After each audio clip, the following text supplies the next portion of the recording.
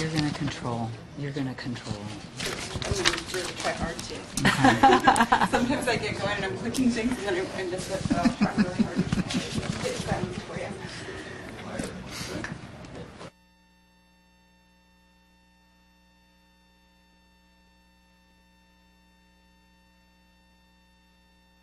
Okay.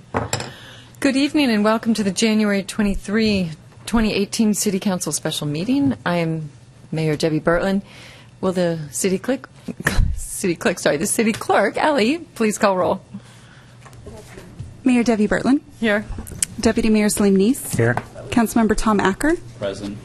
Councilmember Bruce Bassett. Councilmember Wendy Weicker. Councilmember David Wiesentiner. Great. So, our first item... Yeah. What about Benson? What about me? Oh, Benson's here too. I'm so sorry. You switched me around. I got confused. But Councilmember Benson Wong. Thank you. my apologies for that. Okay. So, our first item of business is to approve the agenda. May I please have a motion to approve the agenda? So moved. Second? Is all in favor? Say aye. Aye. Any opposed? Okay, motion passes and the agenda is approved. So we're going to start this evening with a study session, AB 5376, and we will be discussing with King County Metro the solutions and opportunities around innovative mobility and transit programs. We're going to welcome Assistant City Manager Kirsten Taylor for a few comments, and then we'll look forward to hearing from our friends from Metro. This evening, we wanted to follow up on our study session, our previous study session, where we had representatives from Uber and Lyft come and talk with council about potential first last mile solutions and opportunities. And this time we are presenting, another step in that exploration of first and last mile solutions with having our King County Metro friends here. We have Carol Cooper, who is the Transit Market Development Supervisor, and Jean-Paul Velez, who is the Innovative Mobility Program Manager. And they are going to talk with us about the innovative mobility and transit program that Metro is enacting. So I would just like to turn it over to Carol. Thank you. Thank you. Welcome. Thank you. So as Kristen said, my name is Carol Cooper, and I supervise the market development group in King County Metro. And we work a lot on innovative mobility and demand management strategies in that group. So what I wanted to do tonight is mostly talk about the pilots that we're getting ready or just recently implemented. But I'm going to spend a little bit of time providing just a little context on the overall innovative mobility program. And I think, we want to be here as a resource for you. We know that you're looking at ways to solve your problems, and so we want to offer whatever assistance that we can, whether it's participating in one of our pilot ideas or taking that a step further, or just providing technical assistance as you evaluate some of your other options. So, okay. Down? Yeah. Okay, sorry. Okay, so we're all living in a time of change, right? So that's why we're all talking about innovative mobility, because there's something to talk about. And there really hasn't been this much change in the transportation environment in a long time. And it's presenting us with a lot of great opportunity to try to do things differently and fill some gaps in the transportation network that we haven't had good solutions for in the past. King County Metro is really interested in embracing the opportunities that this new technology is presenting. We are moving to calling ourselves a mobility agency rather than just a transit agency, to reflect the fact that we're really trying to test and find good solutions that complement the fixed route bus service, so that we can provide a comprehensive set of solutions to all of the residents within our county.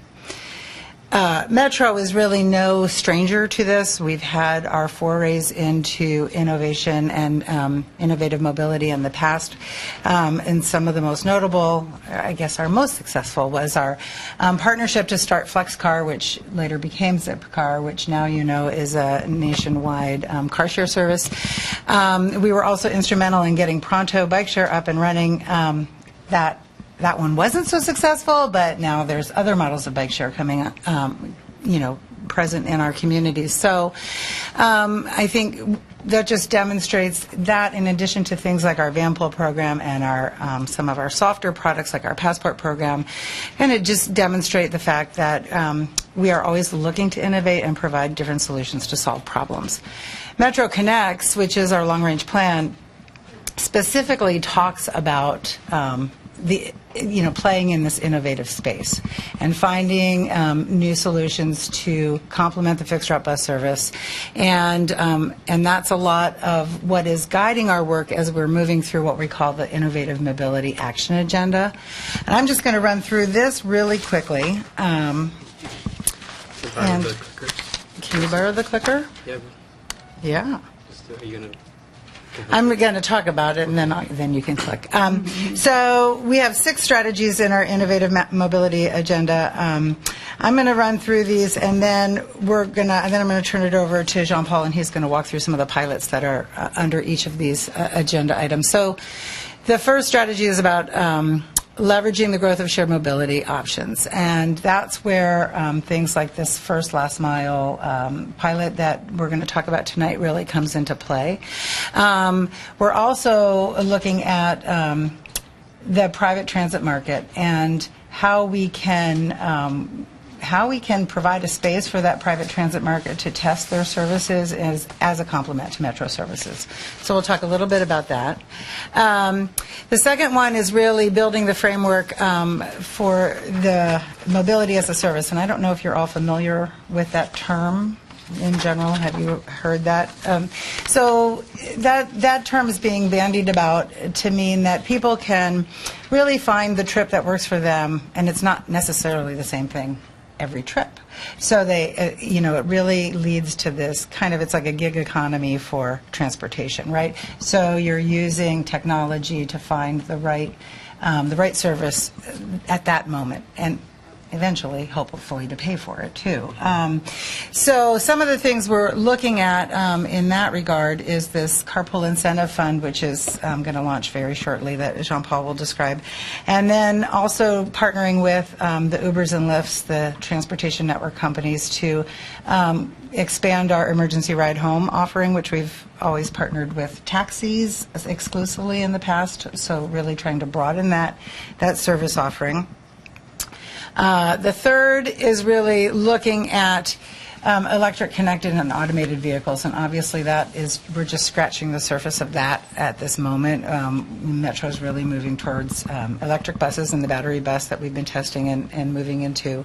But automated vehicles are definitely on our radar, and so we're kind of in a real fact-finding exploration mode on that, but we believe that they will occur and they will be in our lifetime, and we will be able to somehow incorporate them into the services that we're providing. Data management is a big one. I think we have a lot of data. We're trying to find better ways to use that data and integrate it with other people's data and data platforms. On the flip side of that, there's a lot of data that's being generated on the private sector side. We want to see that data, and we want to figure out how to use it to help us plan the public transportation network and this whole integrated system. So that's, there's a lot of challenges around that private data side, and Jean-Paul will touch on that, but that's and something we talked about with Kirsten and Julie as well. So something we're very interested in.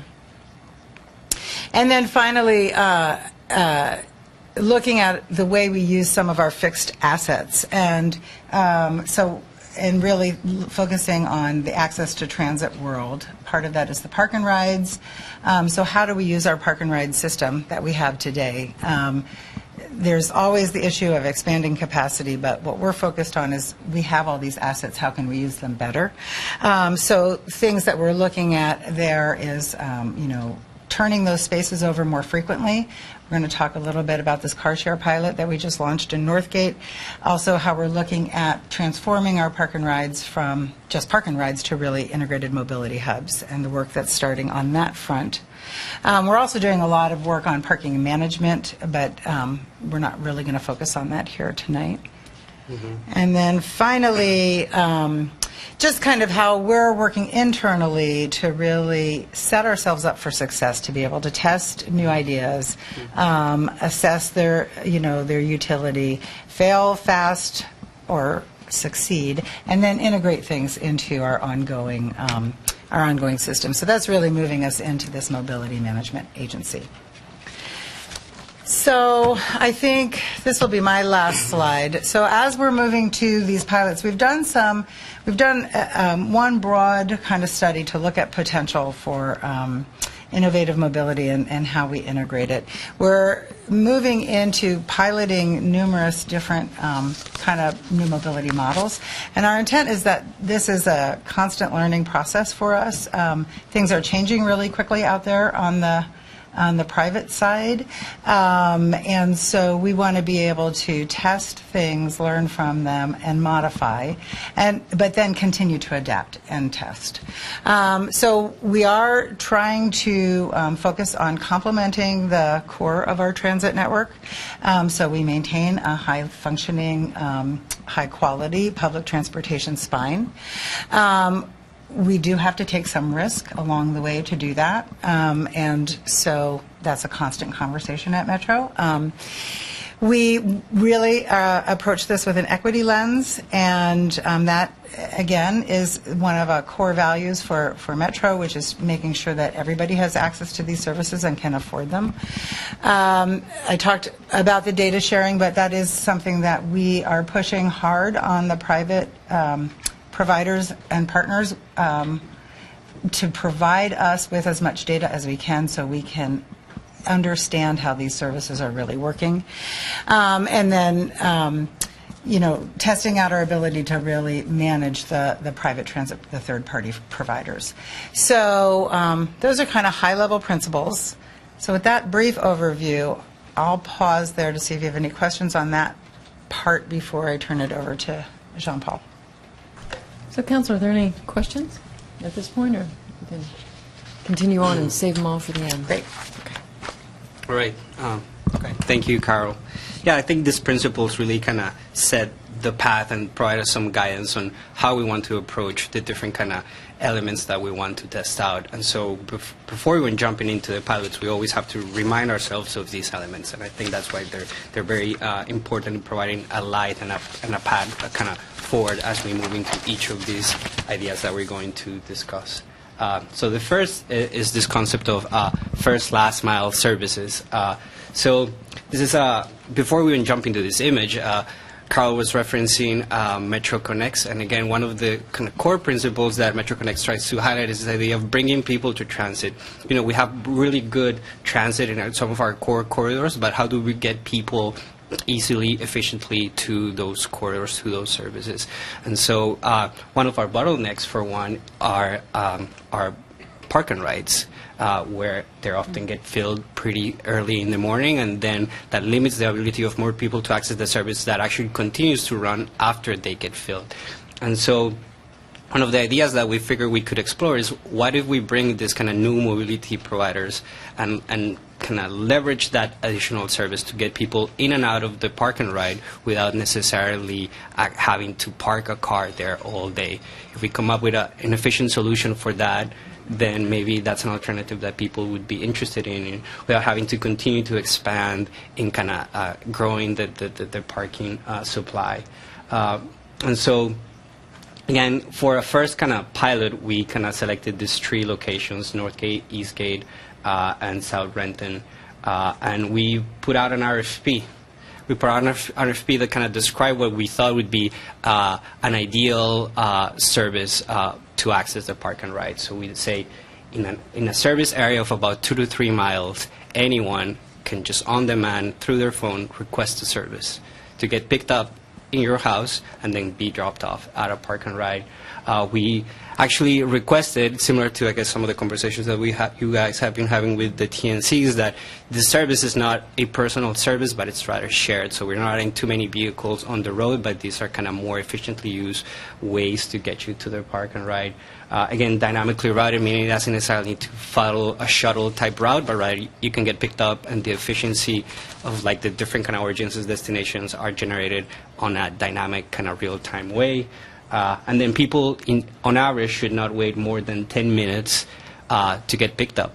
And they should, like, if you're picking up one person, that's fine, but you should not get deviated so far that your trip from your origin to the park and ride lasts more than 15 minutes. So those were kind of the general level of service elements that we put out in an RFP, plus some of the elements described before, for instance, the data sharing element, the equity piece. So we said you have to have wheelchair accessible vehicles as part of your solution. You have to share your data with us, because part of what Carl was describing is that this is to some extent, this world is a little bit of a black box even for us, and we're trying to figure out what we can do with it, both from the demand, from the travel patterns, to what it's going to cost. So if we put out the services and we don't gather enough information to be able to make the analyses and then be able to think about this in a more, I guess, prolonged way in terms of how can we replan and reconceive our network with this new information, then we're just paying for the ride itself, but not really learning and kind of building something more sustainable. So the data piece was very important for us, and that was kind of part of the RFP process. And so, so I guess we'll just keep this image for now. So yeah, we got a couple of proposals, and we basically are moving ahead with contracting with one of those proponents, and I guess we're very excited. Let me see what the work ahead says here. So we're working right now with the proponent precisely on a scope of work to figure out what the levels of service are going to be, to fine-tune like those 10 and 15 minutes into specific numbers. And then we were working on the issue of fares. For instance, with this proponent that we're working on, we're thinking that we're going to have a first phase where we'll implement the service for free, hopefully learn from that, also build demand from that, and then start to play around a little bit with actual fares. How much is it? How much should people be paying for that? How many other participants or stakeholders in the area could be interested in paying for the service? So, for instance, in the case that you guys are willing to help people here in the city to get to the Mercer Island Park and ride, similar to that, well, come to us, maybe you pay us, and then we extend this trip for free to the user, or we can find a range of different partnerships. So that's kind of that fare to subsidy level is something that we're working with. We also have questions about what is the proper vehicle size, like is it a van type vehicle, would it be more of a sedan? So those are kind of things that we're playing with the contractor or exploring with them. And again, this idea of fixed route, flex routes, fully dynamic, right? And to the extent that you have one service that is completely fully dynamic, then perhaps we have a more challenging or more costly product, and then when we have kind of a fixed route, maybe something that is much more kind of cost efficient and that is able to accommodate more people more easily. And I think, again, some of these elements are part of the work that we are working with the contractor. And finally, this idea of co-creation. These products that we're describing right now is not something that is really out there in the country, I would say. These are things that we're trying to figure out with this new contractor. So the relationship that we're trying to establish is one where we can both kind of learn and trust one another in taking risks and actually building something that then we can start to kind of expand more broadly within the region, and for the contractor, I suppose, go offer somewhere else, and at the same time us to kind of share some of our learnings. So just to give you a general sense of the timelines that we're working with, we're hoping that we can close the contracting phase of this specific project within the next couple of weeks. I think early February at the latest, and move forwards to, I guess, a first implementation at Eastgate would be our first location. This kind of phase one, early pilot to the pilot, if you will, around the end of March or early April. and then a full implementation in the other two locations, Northgate and South Renton, in sometime in June, July, and that would be for 10 months. And so there's a lot of learning, and we'll be very open about the whole process, and so we're happy to kind of share some of that. There's a couple I'm going to take just a quick pause. Benson, did you have a clarifying question? Thank you.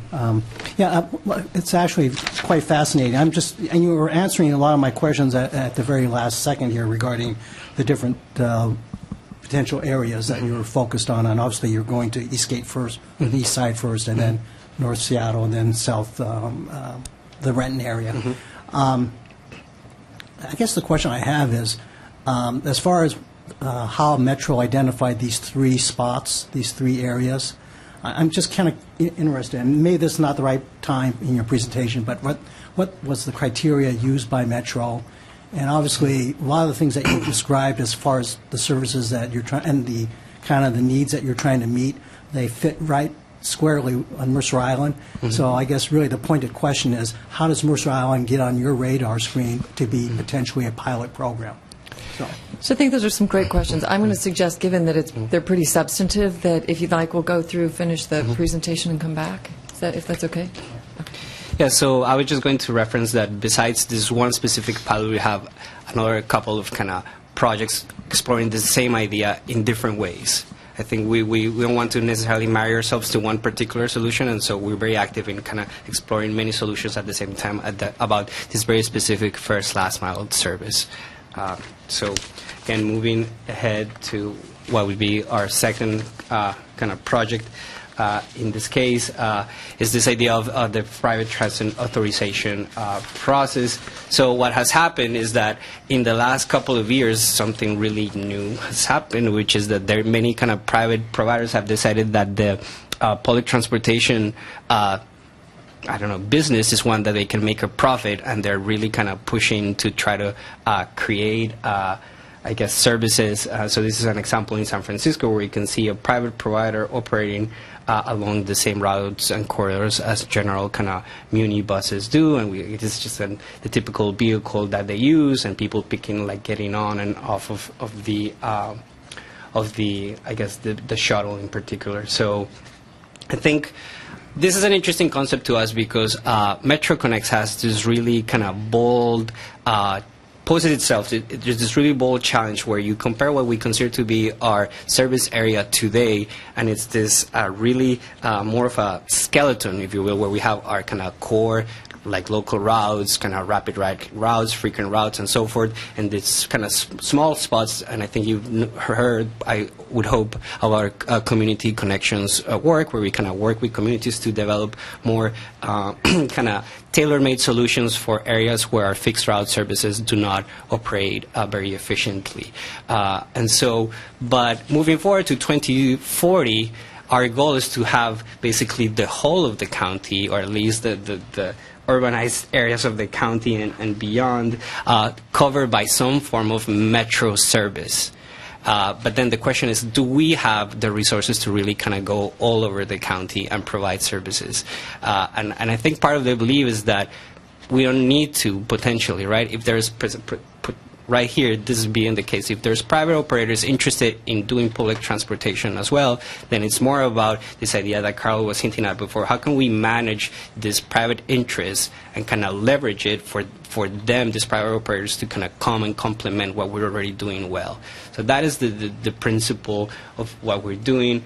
The RCW grants, is, I guess the state code provides the county, and King County Metro in particular, the authority over the public transportation space. And so what we're trying to use is to use that authority and to make it available for these private operators to come in and test out these different concepts. So it would be either what we call share shuttles, like right now, there's basically restrictions to the amount of different employers that can join into a shuttle to then actually provide services for their employees, or what we're calling microtransit, which would be just kind of general services, transit services, open to the public for a fare, so very similar to what we do, but privately operated. And so I guess these are some of the approval principles or some of our thinking behind kind of advancing this concept of private transit would be that they don't compete with our existing public transportation services. The point of it all is for them to complement it. So we would approve routes or services that, again, do not compete, do not duplicate our routes. That, on the contrary, we can also see, or on top of that, that they actually provide benefits to the riders. They're just not there for the sake of being there, but they actually provide some considerable travel time savings. At Metro, at the end of the day, like, you can get from a lot of places or most places in the county connecting Metro services. Now, that may not be very efficient for many people, right? It's like if you have to transfer 2-3 times, maybe that's not an efficient transit services. So the point of it is, can you deliver something better than what we are offering right now?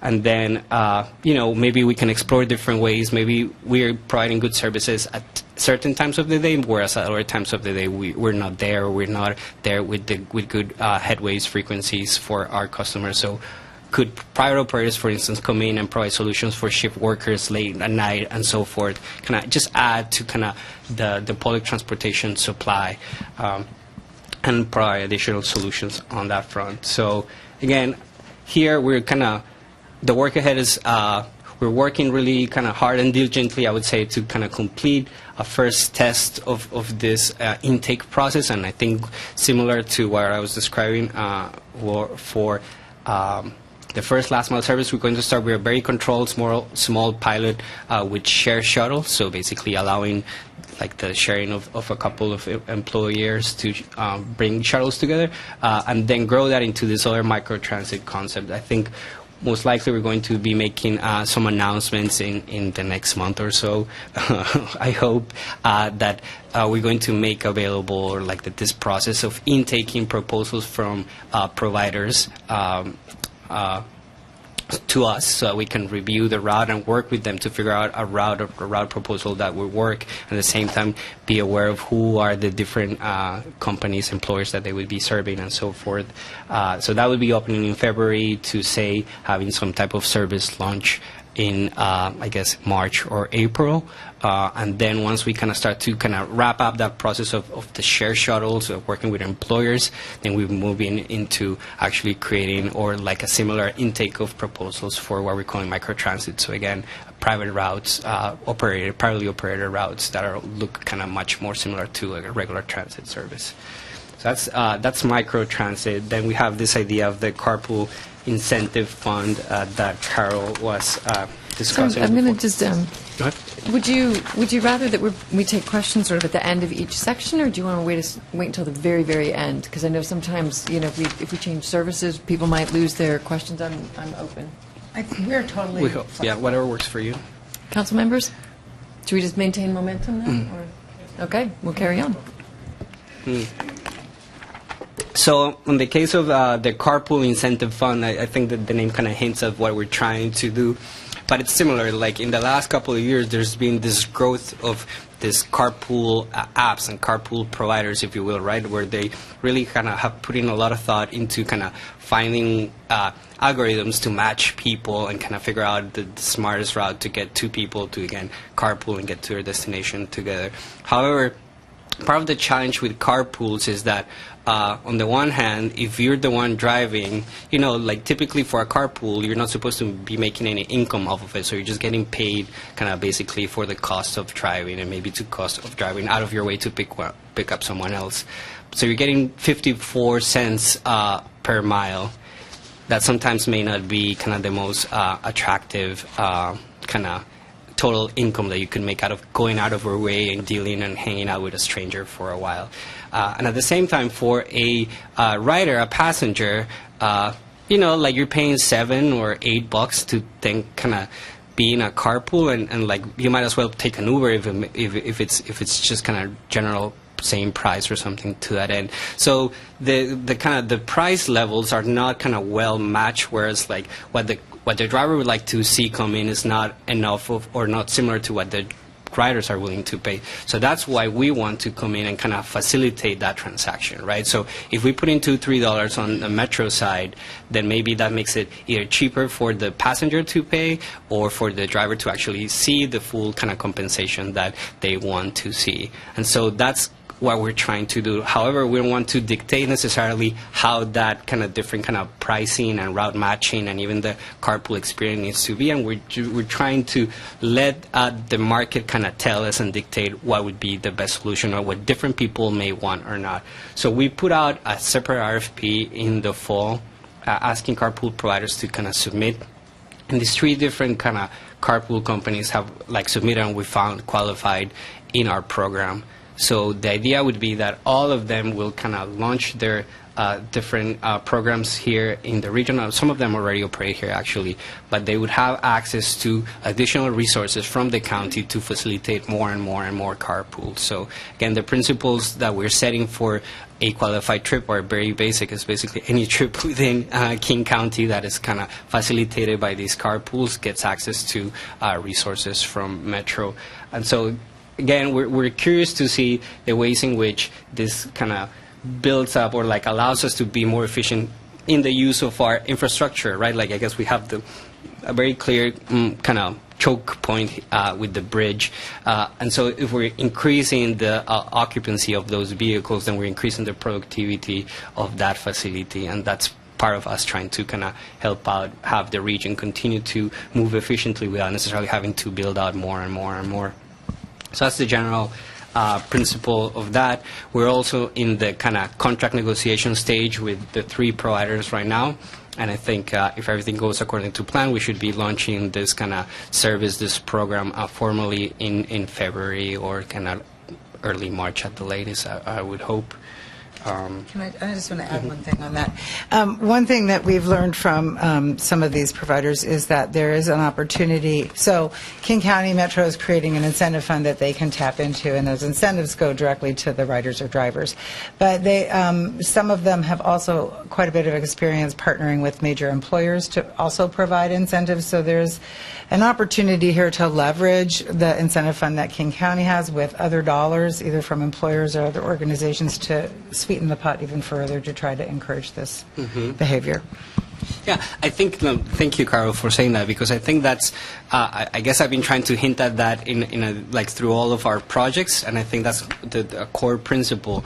Metro is really trying to kind of take this kind of first bold step in kind of figuring out if this is going to work, and we're putting a lot of resources to make that happen. But I think our hope is that eventually we can have more people, more parties kind of join in and kind of support these different services. And for instance, in the case of the carpool fund, I think one thing we're trying to do is just to kind of help create this market and help kind of bring more people into it, but to extend that eventually we might be able to just fully pull out and just have, say, regional employers support it, having already demonstrated the concept. Part of what we're trying to do is just kind of have kind of proof of concept so that everyone kind of can get behind these ideas. Then I think we'll believe that our work is done, and then we can kind of move on to kind of test out other concepts. And finally, has this carpool incentive program been used in any other city? Is this brand new? I mean, no. There's a couple examples in mostly California of cities kind of also chipping in some subsidies for these carpool providers. And just last summer, the city of Seattle did the same when one of the bigger providers is this one in the middle of Scoop. When they launched here, they kind of struck a partnership with the city of Seattle, and they kind of also kind of provided some incentives for people driving into the city, and then specifically to the South Lake Union kind of area. So yeah, it's already been tested. I think the new element to our pilot is that we're not marrying ourselves with one specific provider, but we wanted to have many providers and have them kind of play out, not kind of picking winners, but letting people choose winners themselves. All right. And the final example that we are sharing today is this idea of designated car share parking pilot at Northgate. So Northgate, as many of our park and rides, as you know, are very again continue to be very crowded, and we have a couple of challenges. One is how can we facilitate the ability of more people to get to the park and ride. Also, how can we facilitate more options for people to get to the park and ride? So those are kind of similar, but at the same time different concepts. And so we basically allocated 4 stalls. It's very basic right now. 4 stalls at the Northgate Park and Ride that are exclusive for the use of car share services. So both Car2Go and Reach Now kind of struck this partnership with us. And so our belief is that basically the average boardings that we get out of any stall in our park and ride facilities it's 1.2. Because basically the car just gets there in the morning and sits there all day, and hopefully, I guess, 1 of every 5 people are coming with a second person to get in the bus, right? But the car stays there all day, and then at night people pick it up and go home. But a car share vehicle, we're hoping that can move more forward, right? Like people drop it off, and then someone might pick it up and go into their destination. And so if we can get more turnaround to the stall, are we increasing the productivity of that stall to maybe a 1.5 or a 2? Who knows? That is kind of the thesis that we're trying to explore with this pilot. And so, again, to the extent that we can prove that, like the allocation of car share stalls can bring about more productivity, and then we're finding additional solutions to not necessarily having to increase kind of the number of parking stalls, but just kind of being more creative about increasing productivity, and in this case at no cost really to Metro. All we're asking of the providers is data, going back to the original point, give us some data so we can understand this better, both on the productivity, on the turnaround that you're seeing of the stalls, and also where are people coming from and how are people potentially using or complementing our routes with car share services. So this is something that we launched just last week. And this is work ahead in general. Yeah. This is something that we launched last week, so we're just kind of very excited to start to get some of the data, and we'll continue to report out.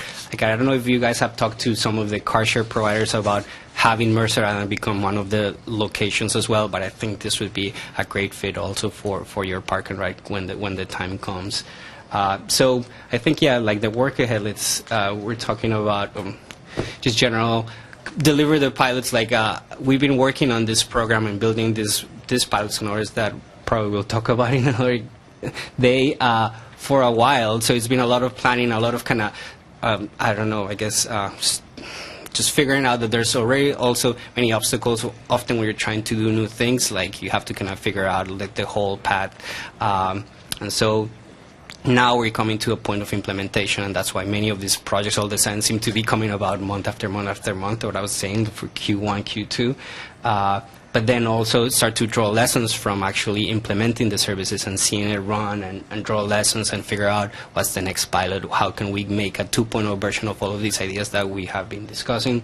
And then again, how can actually we have the services then be better integrated with our services and start to figure out of, say, app experiences, of optimizing kind of scheduling and so forth to really have like really well integrated services, seamless transfers and so forth. And then the idea that Carol was talking about, mobility as a service, is kind of having this kind of range of possibilities like in your hand that you can kind of just make the decision on the moment when we can figure out whether this is the better route for me because of what I want to pay, because of time, whatever kind of other imperatives you have in your choice.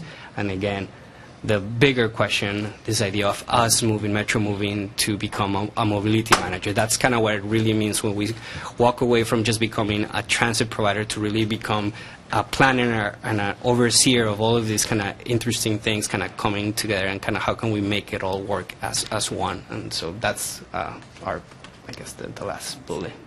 So yeah, that's us. And so reach out. Let's be Great, friends. thank you. A lot of information in a short period of time. So I think we're going to go back. We're going to start with Benson's original question. I don't know if you would like him to restate it, and then I see Bruce. Yes, please. Again, I thank you for your presentation. You did provide a lot of information to absorb. But I guess when you were talking about the various pilots, I guess the one that was most intriguing to me, because it sounds like it's probably the one that's most relevant to the island, is the first one, and that was the first and last pilot, mile pilot. And the question really was, obviously you've already identified 3 areas that you're going to focus in on. And my question was simply, what criteria was used to identify them? And how can Mercer Island, how do we get onto your radar so that we might be next in line? Because I think it would serve our community well. And that's obviously something that we've been looking at.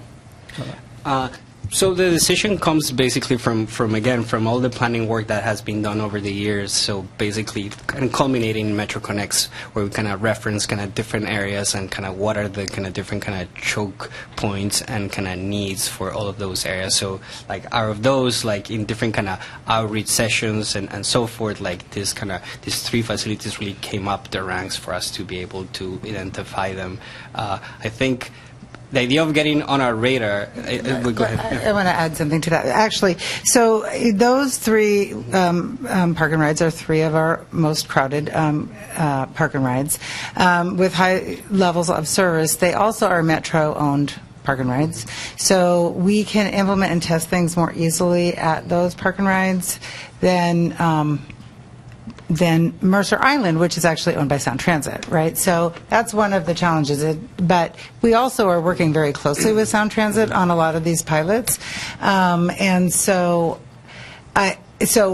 when Metro is going out on our own to do a pilot, we typically look to what we can control and manage most, because we share a lot of the same problems. But we are working really in lockstep with Sound Transit, and I think that I think they're very interested in this as well. And I think there is opportunity to bring Mercer Island Park and Ride to the table in some of our joint conversations on that front. Yeah, I would just add that part of so we spoke about this one case of this RFP that we put out. We have this other kind of first last mile partnership. Precisely, we're working with Sound Transit on a similar concept. Can we bring actually a TNC to do some of these first last mile services? And I think what I would say is that we have limited resources like our agencies to kind of test out these ideas, but to the extent that we can establish some type of partnership, then I think there's a feasibility for us to, for instance, in the case of the RFP that I talked, that we can just go to the provider and say, well, how much would it cost us for us to add one location, be it Mercer Island in particular, and we can put that on the table and we can all discuss if that's something that we want to see happen, or if you guys want us to kind of mature the service a little bit more before we bring it to you, or if you want to be part of the actual kind of testing process. That's part of the conversations that I think we're trying to initiate today. It's just to let you know we're doing this, and there's a range of opportunity of how we kind of take a next step. And we did structure this project so that we could expand beyond those 3. So we have room to do that. Okay. Great. So next up, Bruce. So Bruce and Dave. And not a question, but a sort of framing comment. So I've been involved in the RTC, which has the regional oversight for the Metro service for the last several years. And for those of you who are new to the council, you won't know this, but for those who've been around quite a while, you may well recall that Metro had a bit of a reputation as sort of this monolith in the past that gave you bus service, but you couldn't really, or at least we couldn't really, have much of a conversation with them. You sort of got your bus service, and that was the beginning and end of it. There has been an absolute sea change in the way Metro is operating and in this intense focus on partnerships with the different communities that they are serving, and in this growth into this idea that they are not just about providing fixed route buses, but in providing all manner of mobility services to their communities. That I think is, I hope it was obvious to you here in the presentation you've just had that they really are putting a focus on that.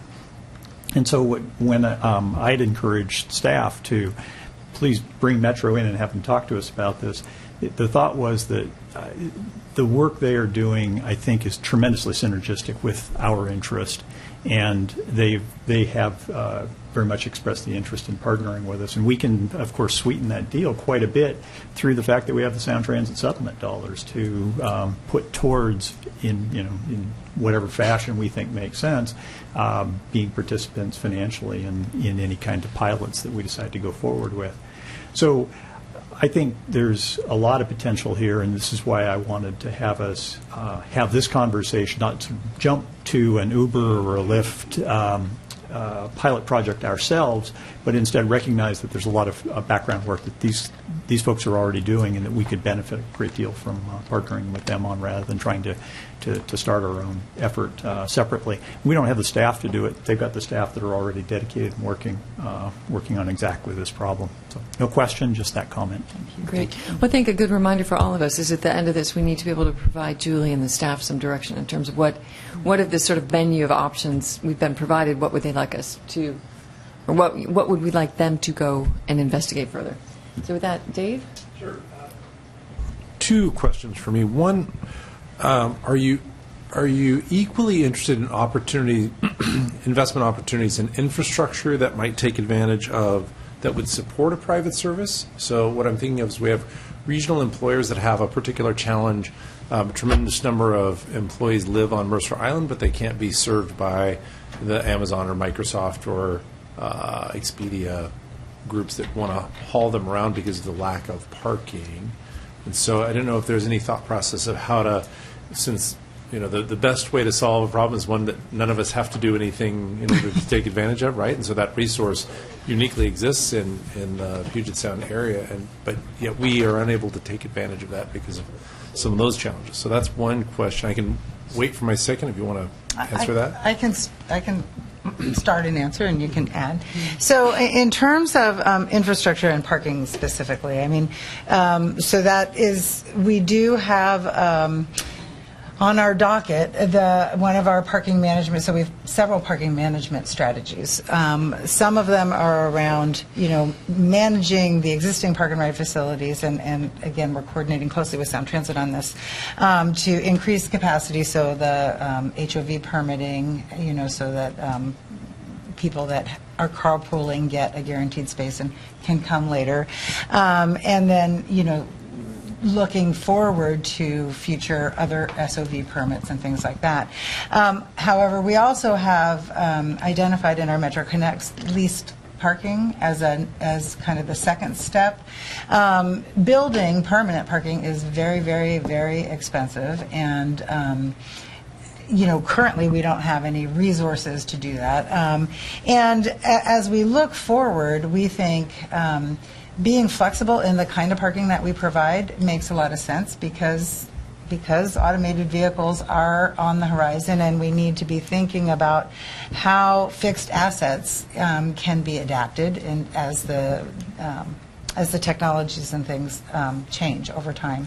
So leased lots are definitely something that we're looking at. I think we just had a study that went through and identified kind of potential areas for leased lots expansion. I haven't seen the results of that, so I don't know where those are. But that's certainly part of the mix, I think, as well as non-motorized access. I mean, that's the whole, making sure we have safe bike and walk connections to transit hubs and secure bike parking and things like that. It's all part of the picture. Okay. Second question. So given the unique geography of the island, a resident could be anywhere from 0 to 7 miles away from a transit hub, whether that's the bus or the train. Given all of the sort of creative solutions you all have thrown at us, what speaks to you most loudly, given the way we look geographically, what our commute base looks like, the fact that we do have some of that private free transportation coming through together? What speaks to you all as we stand today? Yeah. Okay. I think the answer is all of it. Any one solution is never going to work for everyone. So I think it's about working on all of this kind of range of different solutions, from a first last mile service to encouraging people to carpool, to getting people more efficiently to their park and ride. It's the suite of things that really kind of make solutions, because I don't want to do the same thing every day, and I don't think, and so to kind of impose that, it kind of drives to certain inefficiencies. So I think to the extent that we can build a suite of solutions that accommodate different lifestyles, different schedules, and so forth, the better. So I think in general, like I think it's about kind of building like a more comprehensive set of solutions. I guess I would add that I think part of what we are finding is that flexibility is very important for people because most people aren't doing the same things. There's a certain amount of people that do the same thing every day, but it's more variable than not. And so I do think that with the unique characteristics or geography of the island, I think that there is some very interesting potential for some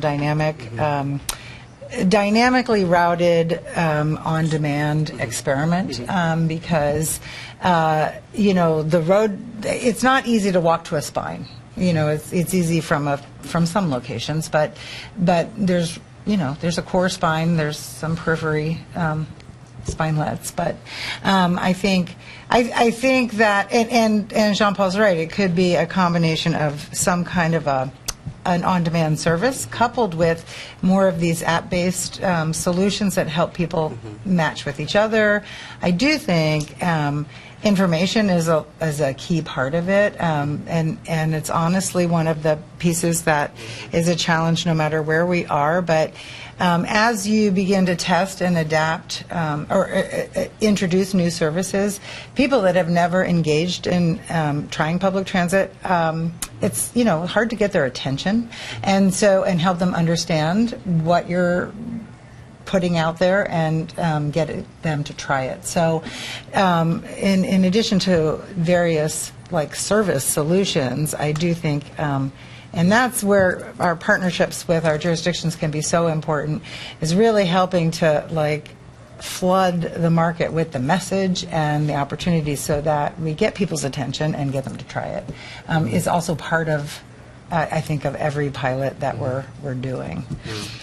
We'll have to look, I think, in more detail to the specific kind of case beyond the 1 to 7 miles to really kind of getting to figuring out some solutions. But I think, just kind of this comprehensive approach of different services, different hours, I think seems to be the best kind of general way to tackle it.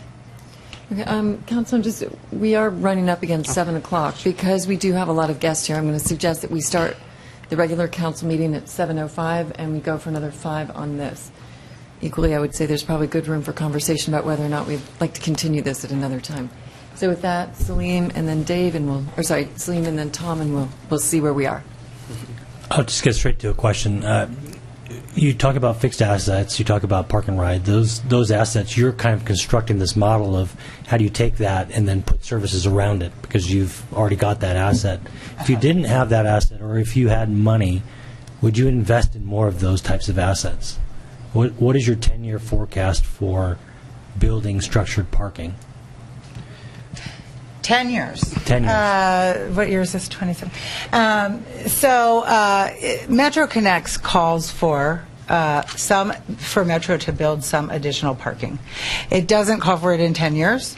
It doesn't actually set a time frame for it. So we are doing a study right now to look at what the potential is for where that additional parking could go, where the demand is, and to look at kind of a phasing program. Like I said before, we don't have resources right now to build any. So there is something in Metro Connects that talks about Metro building not a ton of new parking, actually, but some. I think as we go through that process, we're looking a lot, as I said, about the evolving environment, and in 20 years, what is the landscape going to be like, and how much parking are we actually going to need compared to, staging areas and pick up and drop off zones and things like that. So that's part of the challenge, and I guess, I think part of what we're trying to balance is sinking things into structured parking versus adding some more flexible parking capacity, thinking about future transit-oriented developments and things like that as the landscape evolves. Okay, and super quick follow-up. on these pilot projects, I understand you're going to look at data, but how are you going to get riders, passenger feedback on what works, what doesn't work, what they like? Is it good, is it bad? We have, I guess, kind of soft and more technical ways to go about it. So, we agree with all of our providers to do surveys, halfway point at the end of sort of the pilot run. At the same time, again, the whole battle for the data is precisely to be able to see with, the passengers, the customers' feed, how they're kind of making some of these decisions and what seems to work vis-a-vis what we're kind of our classic offering is. So I think we're just kind of hoping to have both qualitative and quantitative kind of data to kind of understand that better. We'll do it a lot of outreach. So this is going to be a really good conversation in 10 months, 11 months? Yeah. Okay. We're going to have Thanks. lots to tell you. Okay, we've got Tom, and then we are pushing up against the top of the hour. Salim kind of was heading in the same direction that I was heading, and while I was sitting here, I was trying to Google what the actual definition of first and last mile solutions are. And because we have a mile and a half to get to Seattle, and then when our seniors or myself with 2 disabled children get to Seattle, I get dumped off at the bus station. I have to somehow figure out how to get up the hill to the polyclinic. That's my last mile solution. And then we have to somehow get to the transit. So when you start talking about carve-outs for the HOV permitting in the park and rides, and recognizing that people are doing a good thing by ride sharing to get there, that actually might have an adverse impact on our community if we did something like that. So I'm really a proponent of investing in the durable infrastructure that's going to be here for a long time. So park and rides are very important to me, and I would strongly encourage Metro to do anything they can. And then neighborhood penetration will also be important for Mercer Island residents. But whatever solutions come up, it has to be scheduled, predictable, reliable, efficient, and fast.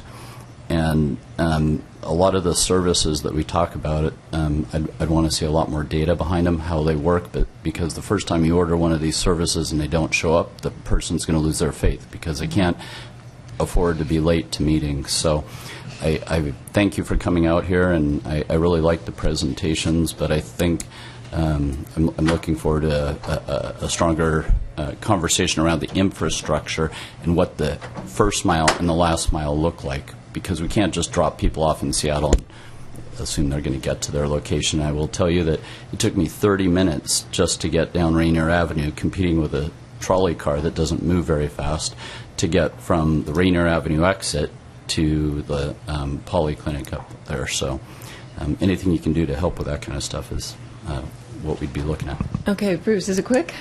It's wrap-up. So I appreciate Tom's hope that there is something fast, perfect, and ready to go off the shelf. But I'd suggest that maybe we're not quite there, and really no one is right now, and that what perhaps I would hope that the council's ready to do this evening is direct staff to enter into the beginnings of conversation with Metro around how do we become a site for further pilot projects that they're working on.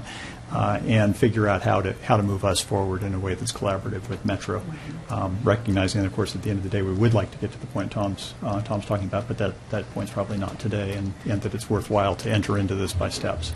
So that's the. I'm sure there's no formal vote here, but that's what I'm going to try and get us to. Benson? I certainly echo Councilmember Bassett's comments. I think the direction we should give our staff is to continue to enter into this dialogue. And I was actually very encouraged that Carol and John Paul seemed receptive to the idea of talking with us, and also perhaps looking at ways to perhaps expand their pilot program. Albeit I'm not putting words in your mouth, but I understand that's a process, and who knows what time frame we're talking about. But at least you didn't shut us out, and I'm very pleased to hear that. I also just quickly want to also thank Metro for all the cooperation that they've showed in the past, in particular with respect to the Route 630. I think that went a long way in trying to repair the relationship that the city had with Metro after we lost our transit service. So thank you for that. Wrap up? Yeah, super fast. Just to see if we can get everyone to agree that as one of the first things as staff enters into that conversation, if we can figure out what's out of scope of that. So if Uber and Lyft are not going to be part of that conversation, we need to pursue, staff needs to pursue separately. It would be good to know Is the comprehensive solution we're talking about always include Metro, or are there things outside that? Okay. No, I think that's great, because I would, maybe at the vein of what you're saying, there's a certain amount of redundancy that we would want to avoid given limited resources and that it's a pilot. I'm going to look to our city manager, Julie, and ask her whether or not she's gotten enough from council tonight to move forward, or if there's anything else that you need. Well, I'm not comfortable. Let's let her just answer real quick. But are we taking a vote to direct Julie? No, it's not a vote. It's just it's okay. guidance. It's a study session, so it's generally guidance. Yeah, I'm hearing some general consensus to explore further with Metro some of the pilots that they have that obviously are well suited for our island, and obviously come back to the council to discuss that further. So, okay. I'm not for that, just for the record. And the reason why is I'd like to get through the planning session, because I'm very sensitive to what Julie's been messaging about resources and time. So I feel like next weekend meeting, sets the stage for that. Okay. Well, Julie, I think that you have heard actually from the majority of council members you'd like to see go forward. Tom, I appreciate your comments. I think we can elaborate on them in the planning session if there's specific concerns that you have to make sure that we're fleshing those out. But I'd say for the purposes tonight, I felt that the information was well received. It was comprehensive. I certainly had my eyes open to a number of new services that are being developed. And I would definitely look forward to learning more in the coming weeks, if not months, maybe years too. So with that, because we do have a number of guests that we're welcoming tonight at the council meeting, council, can we take a 5-minute break and reconvene? If I could, though, I mean, Dave's point is a good one. Is Uber and Lyft in or out of what we're talking about with Metro? Are we doing that directly? I'd suggest maybe, as Tom's suggesting, let's talk a bit more about this at planning session. Let's talk more about that question at the planning session and try and get a little bit more flesh on the bones before, because that's coming up in a week anyway, so we'll have more detail. Okay, great. So the regular meeting now, we're going to go ahead and start at 7:06. We're going to just take a quick break so that we can make sure that people get just a little bit of a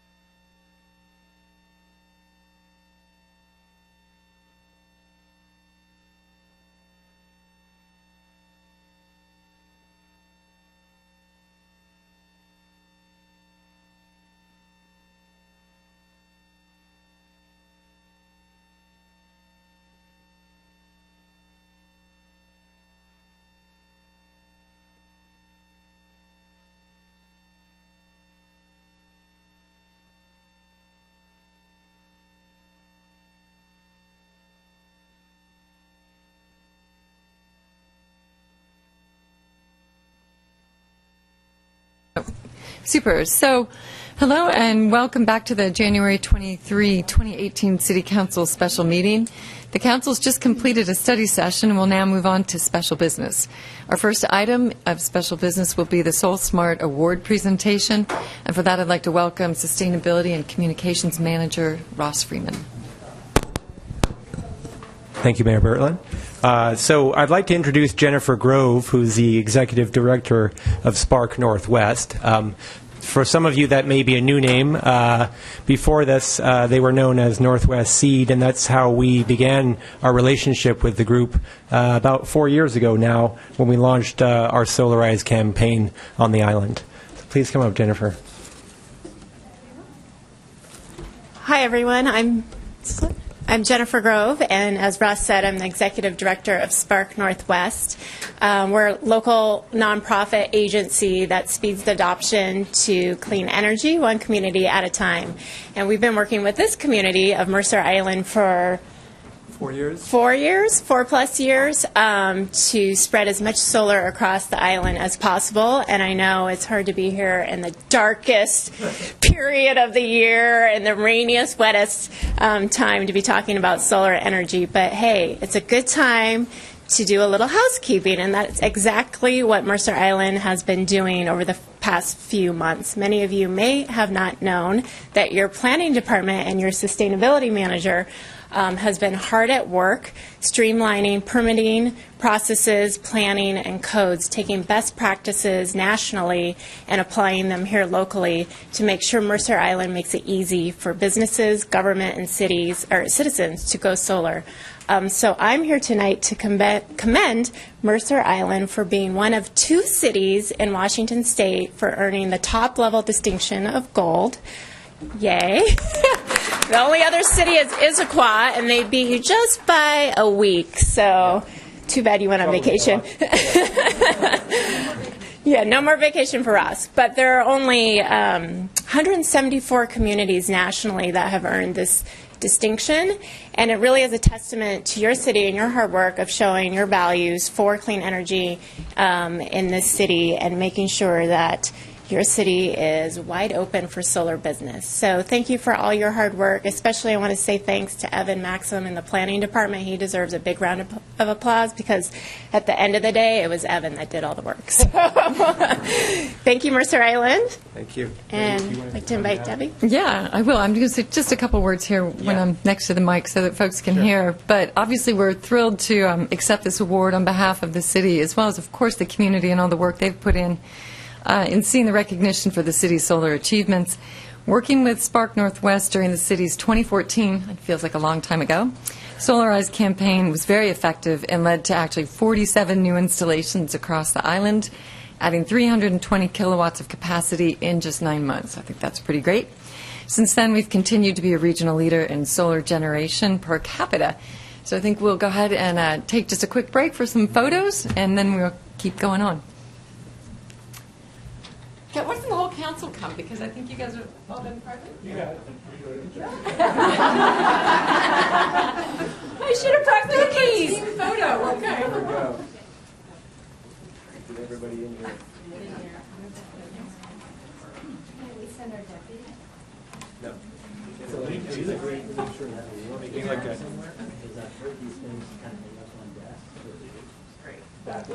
And we got one more camera here. Oh, okay. There we go. There's no chance that Evan's here tonight or anyone from the planning department? No, took the water and then up.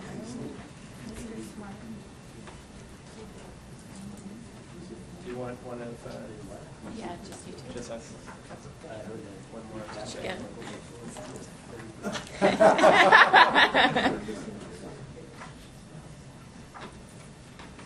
Perfect. Yeah. Thanks.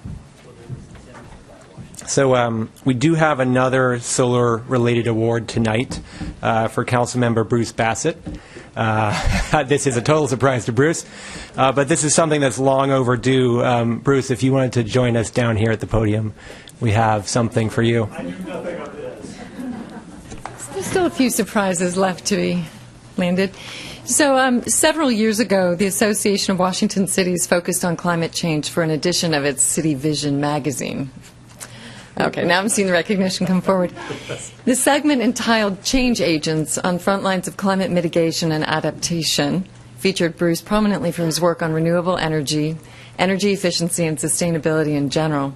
The story garnered a lot of attention, and unbeknownst to Bruce, staff acquired some reprints and had one custom framed to commemorate his history of dedication to these issues of critical long-term importance. I'm pleased to present Council Member and former Mayor Bassett with this fitting recognition. Oh, well, there you go, sir.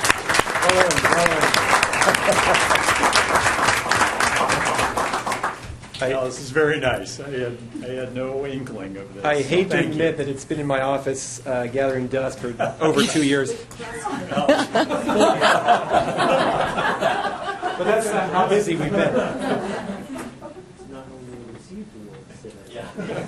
It's 2-year-old. Yeah. He's improved with time. All right, thank you. Great. Well done, Bruce. Just over 2 years later, you're finally getting that plaque. Okay. So with that, sure.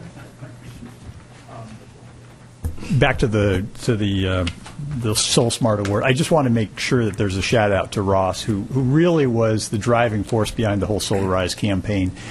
He put in a tremendous amount of effort to make that whole campaign go. And then secondly, I really would like to call out the school district. The putting of solar panels onto the new middle school and the new elementary school is what pushed the community, propelled the community to a much higher rate of solar installation per citizen, and so that if anyone deserves credit, it certainly is the school district for that. Thank you, Bruce. Yeah, I think that's great. And again, I think we certainly would want to recognize Evan, of course, and DSG in general for the tremendous work they've done and will continue to do. They're not here tonight, but let's give everybody a final round of applause.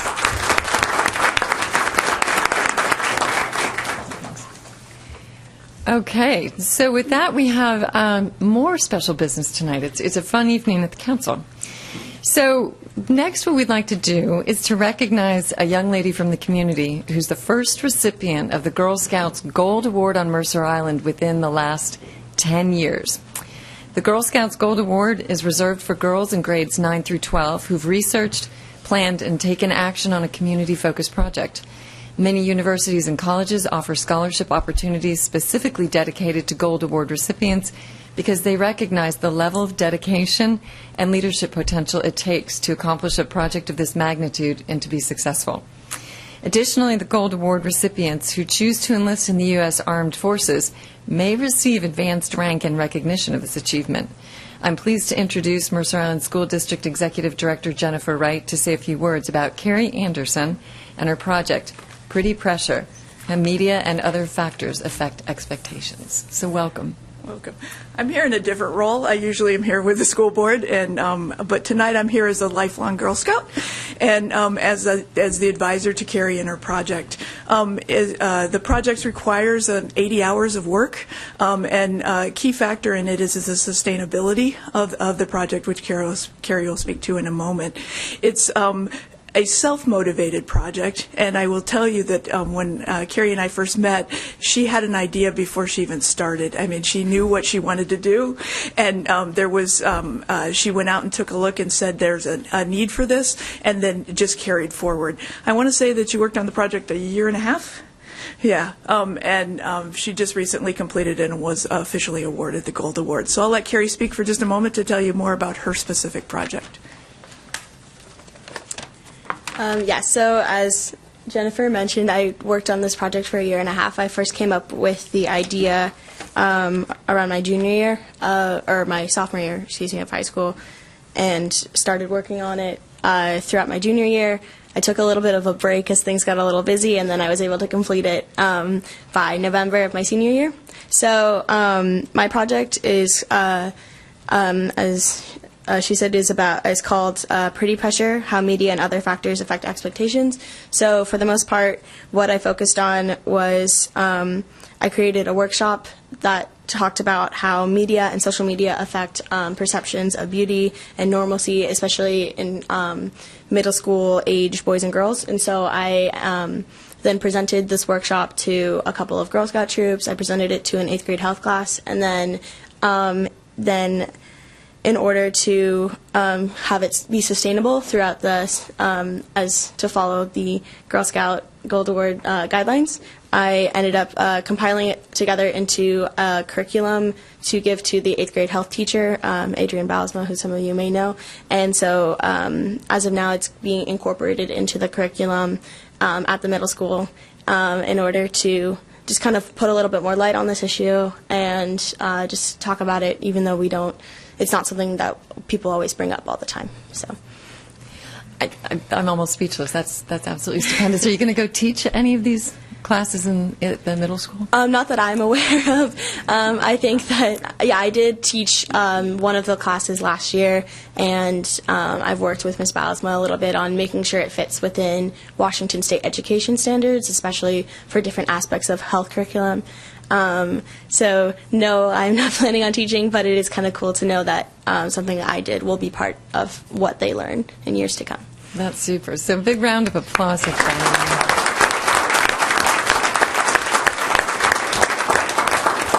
So I think, did we want to pause and have a moment or two for some pictures? Sure. I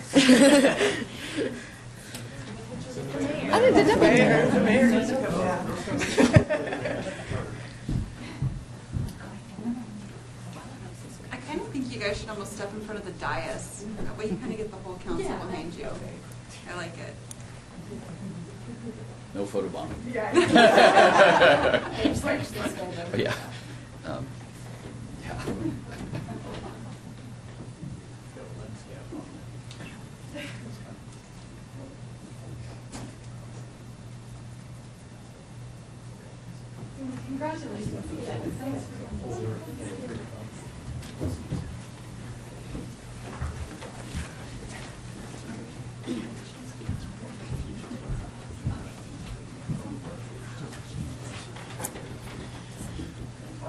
Okay, so I think we pretty much completed the special appearances. So thanks to everybody for those special efforts, and it's been great to see you here tonight.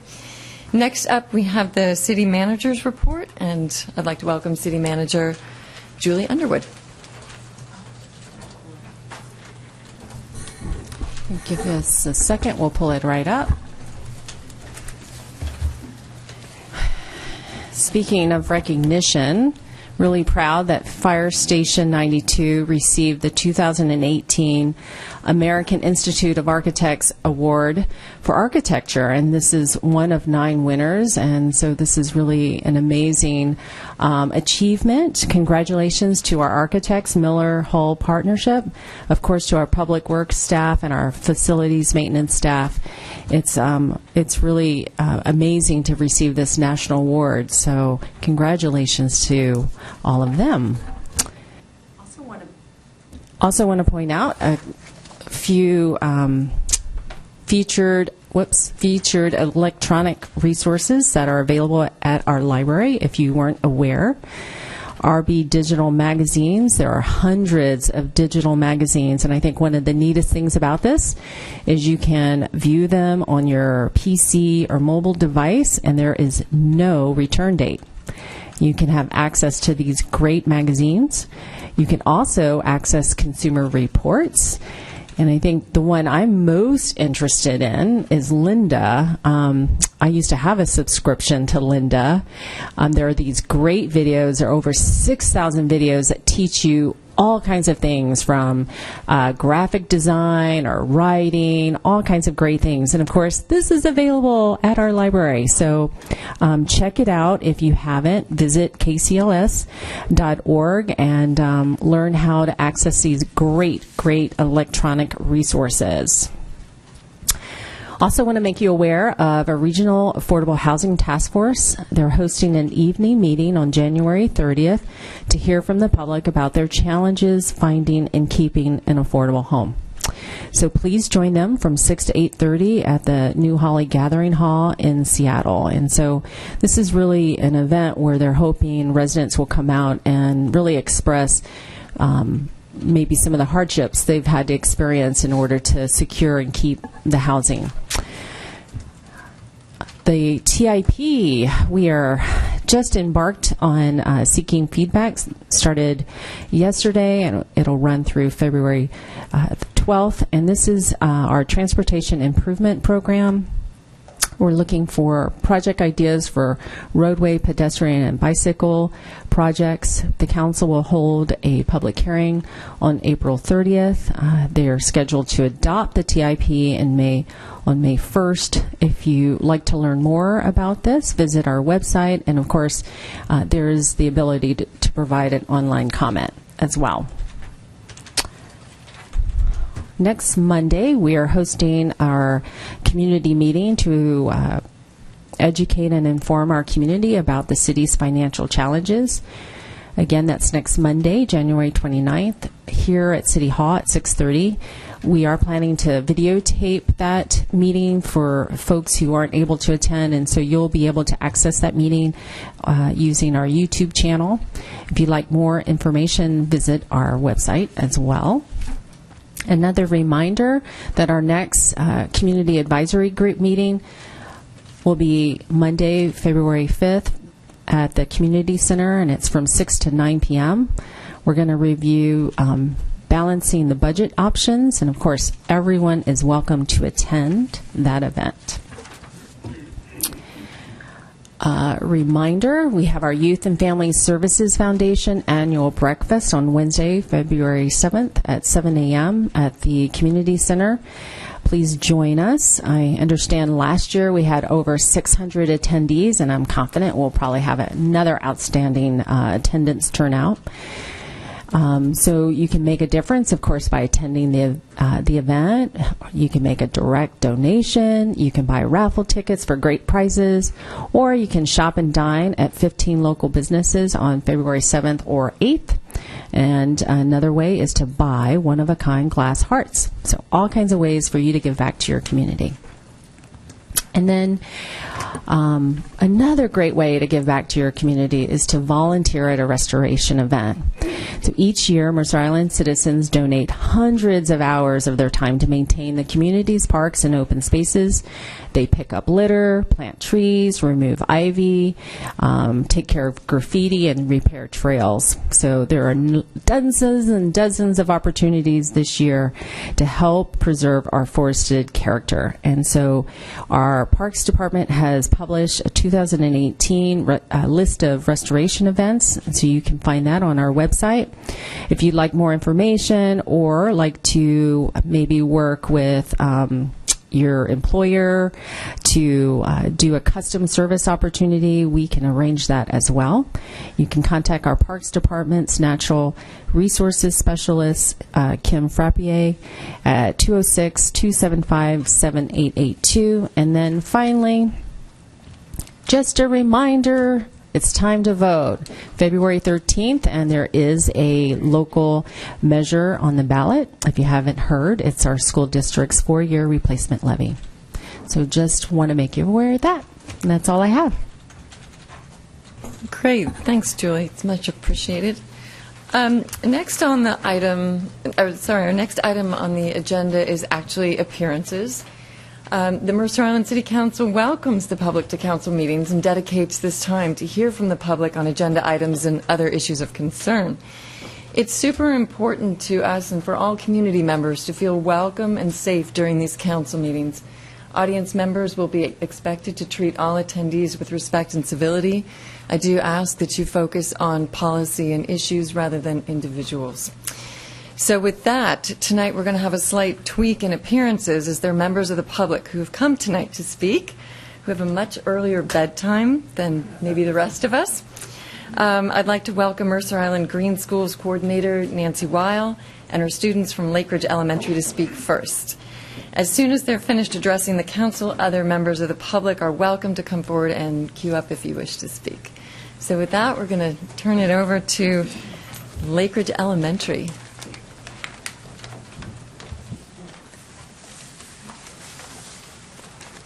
So I'm not Nancy Weil. I'm Heather McLyman. I'm a third grade teacher at Lake Ridge Elementary, and I'm the teacher advisor for the Green Team at Lake Ridge. And there, I work with a very passionate bunch of kiddos that would like to talk to you today about an issue that they're concerned about and they'd like to see changed. And I work very closely, who's hiding behind, that's Miss Weil, Miss Nancy Weil. So I'll turn it over to my kids. Thank you to the mayor and all the members of the city council for allowing us to come here today and present. We're the Lake Ridge Elementary School Student Green Team. Each year, our team picks an important environmental issue to work on solving and educating our fellow students about. What we discovered this fall was that there are still a few restaurants on Mercer Island still using styrofoam to-go containers for their food. The effect this has on our environment and the potential harmful effects it has on our health makes this a serious problem that we want to stop. Many restaurants on the island already use recyclable and compostable to-go containers, and they are readily available for purchase. Styrofoam is what scientists call a double offender. It's toxic to create, toxic when we use it, and impossible to dispose of. We are here today to ask you to ban styrofoam to-go containers on Mercer Island. We created a petition that dozens and dozens of students have signed. We also have an online change.org petition that has 56 signatures. The owners of Mercer Island's Freshies, Pagliacci, and Homegrown have signed the petition and gave us permission to share with you today that they support this ban. Here are a few important facts about styrofoam that may help you make your decision. One of these facts is, according to the EPA, styrene, the main ingredient of styrofoam, is a possible human carcinogen. That means it is cancer-causing. The second fact is scientists have found that styrene can leach from styrofoam food containers into hot and acidic foods, meaning humans can be ingesting this chemical when they eat or drink foods out of styrofoam to-go containers. Styrofoam never biodegrades. It has the expectancy of forever. Reason number four is styrofoam is one of the largest components of marine pollution. Birds and marine mammals mistake these pieces for food and can block their intestines and starve them to death. And if you haven't already been convinced, reason number 5 is that styrofoam is made using HCFs, or hydrochlorofluorocarbons, which pollutes the air and is known to actively deplete the ozone layer. We need the ozone layer to protect us from the sun's harmful ultraviolet radiation. It is much, much, much, much worse than CO2. Thank you again for your time and consideration to ban styrofoam on Mercer Island. You have the power to educate our community on the harmful effects of styrofoam on our planet and our health.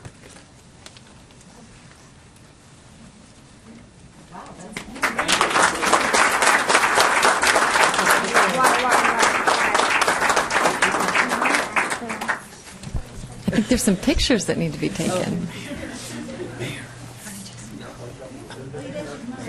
Oh, come over here. What's over there? You got the award winning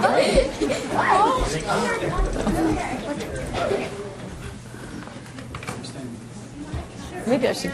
Come on, come in. This is. Come on, you guys, stand up. All different sort of slided.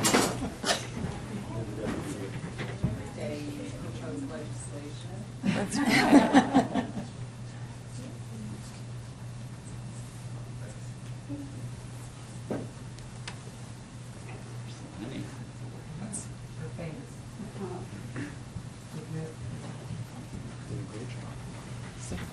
All right, well done, you guys.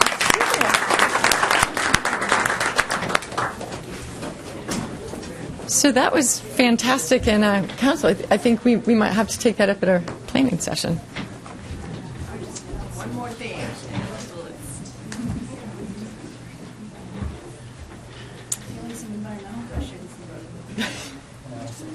good way.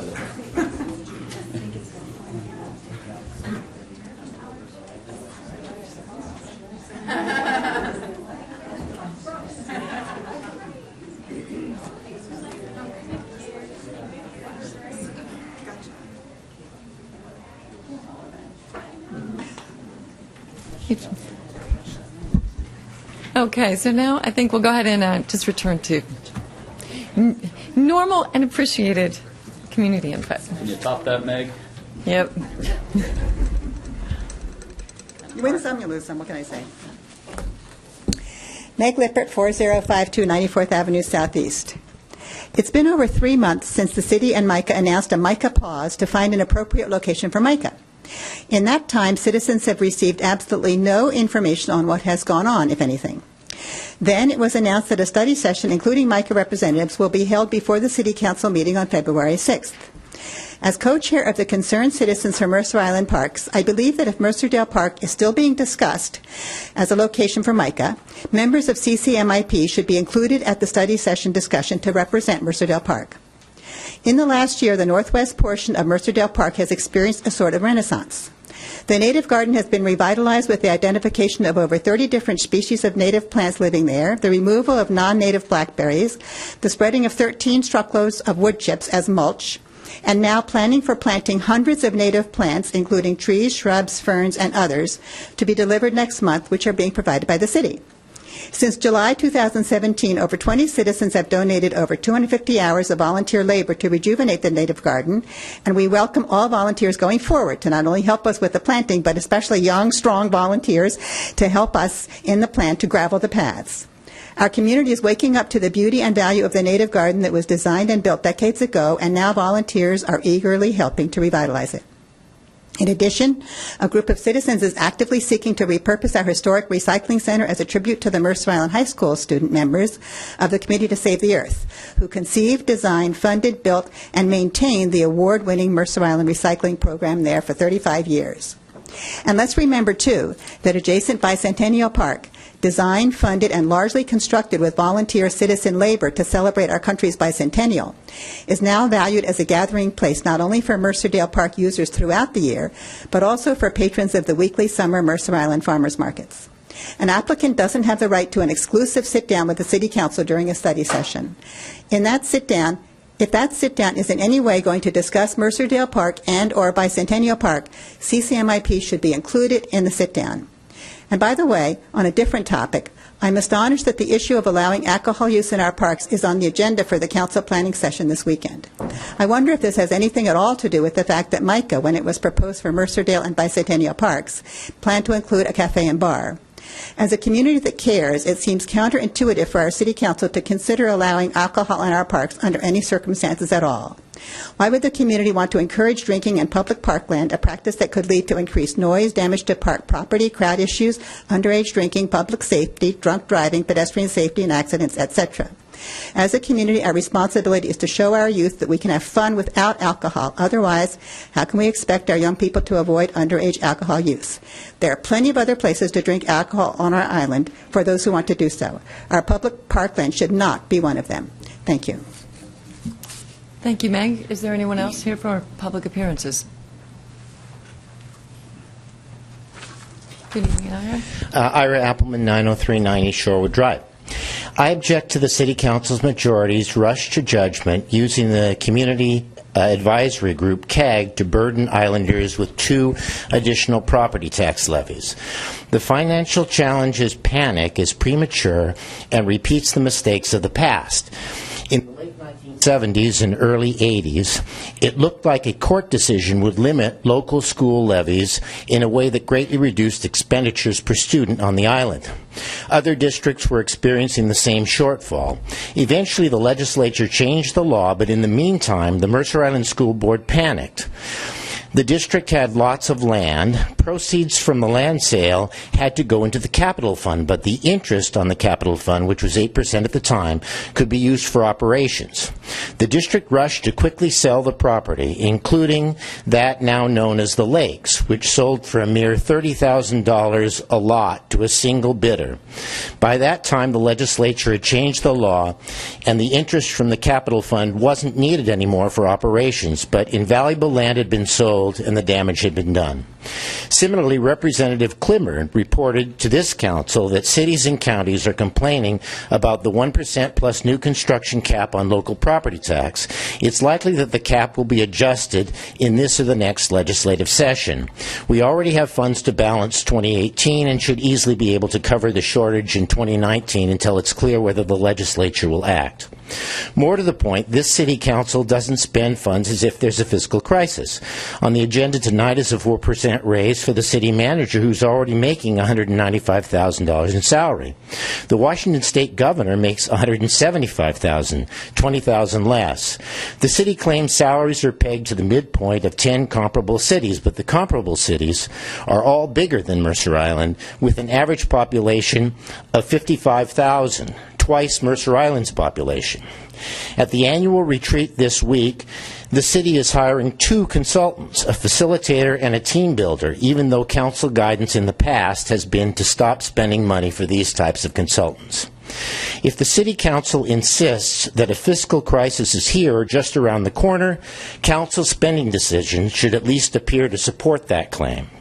The city should suspend the very expensive Financial Challenges CAG until it's clear whether the legislature is going to act and it's clear that Mercer Island is really fiscally challenged. Thank you, Ira.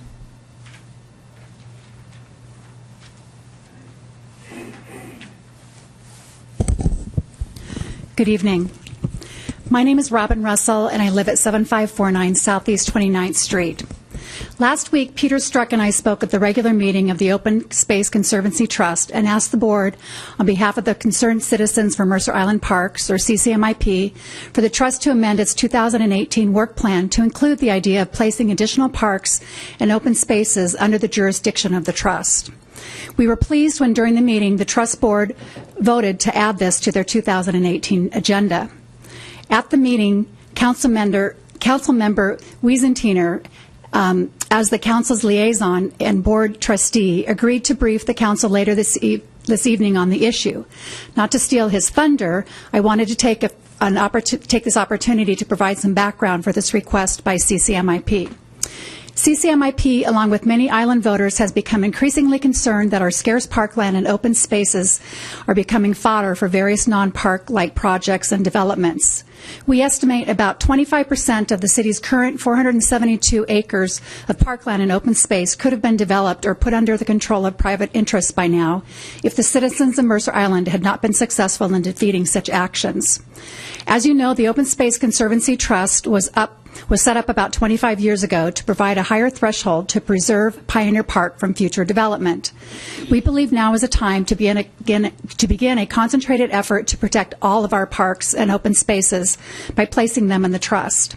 Moreover, we believe such an action will accrue benefits to the community that include increasing the economic value and environmental impact of these lands, sustaining the ability for everyday citizens as well as city and park staff to directly influence how our parks are maintained and used, and ensure that parkland and open space, which together represent the city's single largest asset, receive the special community oversight that the trust can provide.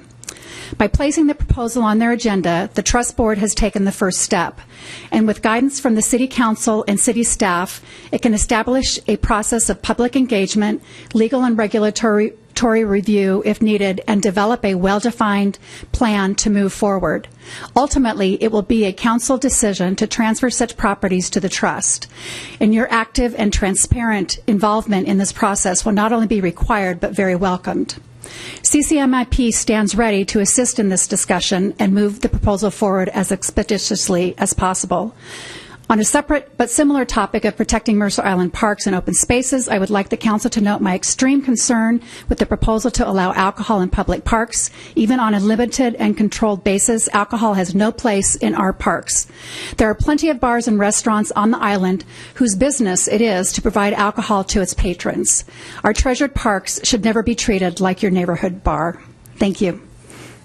Thank you. Is there anyone else here for public comment? Okay, seeing none, appearances are now closed. The next item of business is the consent calendar, which contains payables and payroll reports and meeting minutes from January 29th and January 16, 2018. Is there a motion to approve the consent calendar? So moved. Second? Okay. Hearing a first and a second. All in favor, say aye. Aye. Opposed? Hearing none, motion passes. We now move to regular business, and the first item is Agenda Bill 5372, the Town Center Banners Replacement Project. Welcome, Special Events Coordinator from the City, Kai Fulganini. Did I get your name right? Fulganini. Very close, though. Thanks.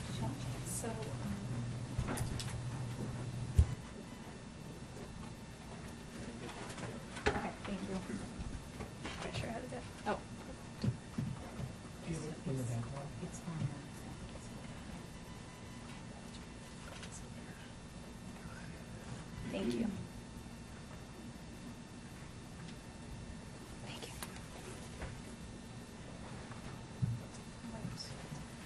My name is Kai Fulganini. Kai, can you grab the microphone there just to make sure you're going into the loudspeaker? Thank you. Thank you. Okay. My name is Kai Fulganini, and I am the Special Events and Cultural Arts Coordinator for the Parks and Recreation Department and serve as the staff liaison to the Arts Council.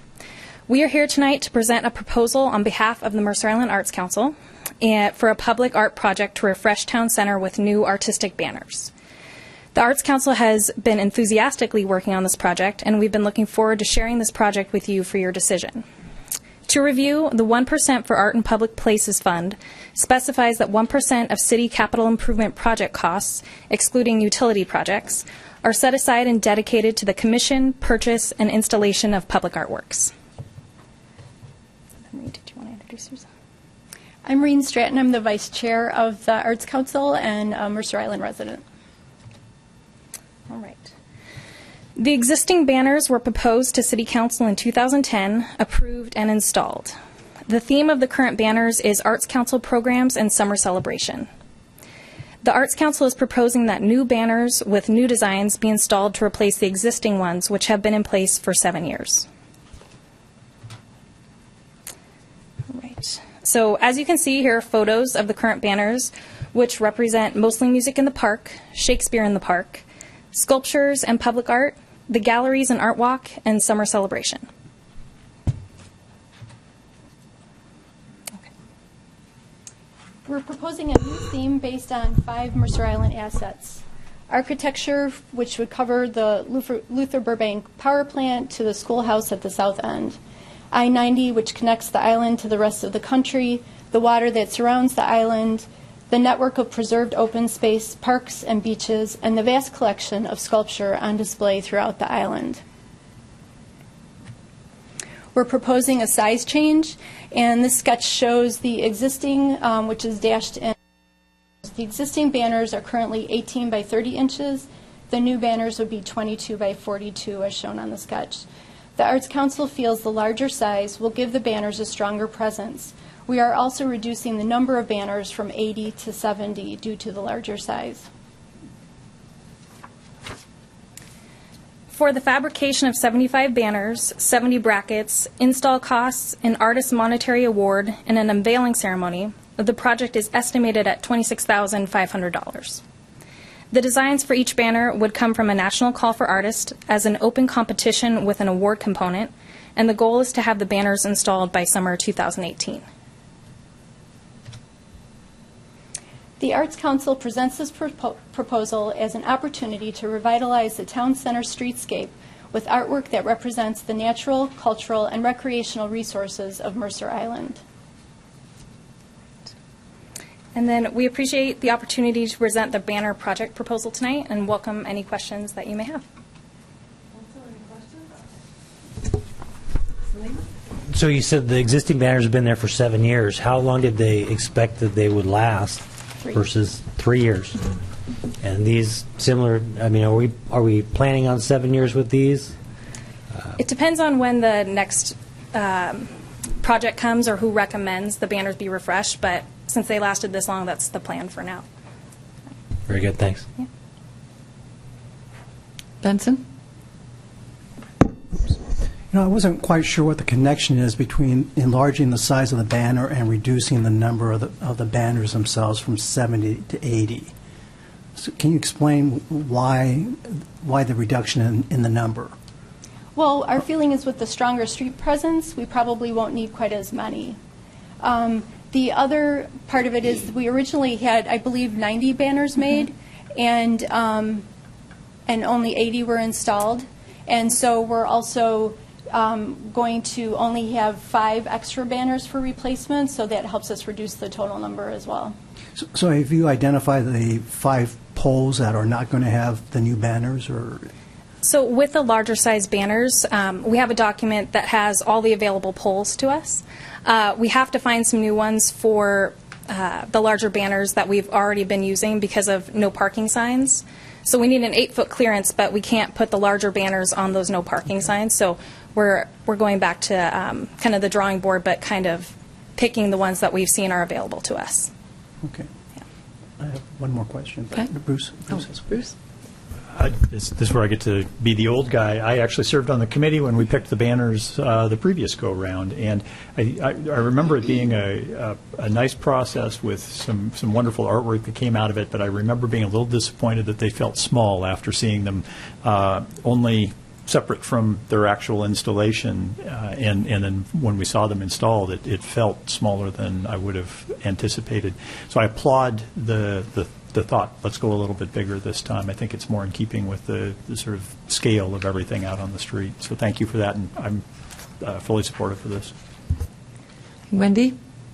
Thank you for this presentation. Very looking forward to having the new banners. I'm curious if the Chamber's involved in this, or if the Chamber's going to help with the final artist selection, or kind of how you guys are working together. That's a good question. They haven't been involved so far. They could be a community member on the artist selection panel, so they could very well have something to do with it. And we've partnered with them in other projects, and they've been super helpful. So, yeah, it's a great suggestion. Benson? Can I just follow up on the selection committee? I mean, you haven't really talked about that. How are people going to be selected to be on that committee, and what does that involve as far as the selection of the artists? Yeah, so with the artist selection panel, it has a criteria of 6 different things. So an artist connected with the project, a local artist, a city council member, a staff member. So we choose, it's staff and a member of the Arts Council that chooses that committee. Tom? I think Benson just asked the question I was going to ask, but then does it come back to the Arts Council for final decision? So once the committee selects it, it's a done. We come back and they approve it, okay. And then when we go into contract with the artist, the city council sees. Okay. So when I read the council packet before I came in today, if I read it correctly, the money's already there. It's just appropriating it to this particular activity, correct? Exactly. Okay. Yep. Yeah. Thank you. Yeah. Are there any further questions? If not, I actually have one from a 5th grader who was sitting at my desk reading this particular packet, and she wanted to know if the call for artists were going to go to the different schools, because she and her friends thought maybe that could be fun. That's a great question. For sure. Okay. Yeah. Great. The plan is to make it nationally available, and so we would certainly make sure we hit all the local groups too. Super. Thanks. At least I can go home and tell her I did my job for her. And I do have the list. This is any artist selection panel is based on the Arts Council's guidelines for the acquisition program of art in public places. So the artist selection panel is 6 members chosen by the Arts Council chair and staff and presented to the City Council for vote. It's the first person is an artist generally recognized for producing quality work, a Mercer Island citizen / organization with special interest in the proposed site, an Arts Council member, a Mercer Island Design Commission member, a lay citizen of the city, a Mercer Island City Council member, and a city staff advisor who is a non-voting member. Okay, great. Any more questions, Council? Just when they finish the design, the wind has been blowing so much lately. I just worry about the canopy effect and having them get damaged more than the smaller versions that are there. So Right. I'm sure you guys are thinking about that, but They will have wind slits in them. The smaller ones don't right now. Okay, I don't good. believe so. The Good. bigger ones will. Yeah. Super. Well, if there's no more questions, Council, can I ask for a motion?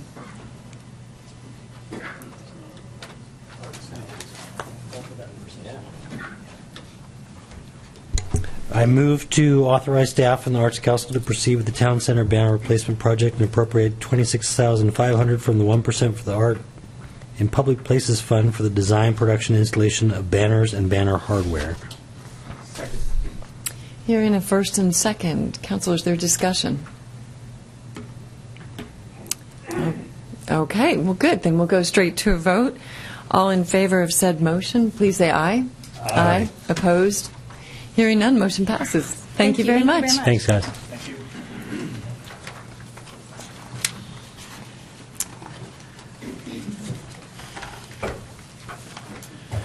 Okay, so now we're going to move on to our next item of regular business, which is Agenda Bill 5377, Sustainability Program Update.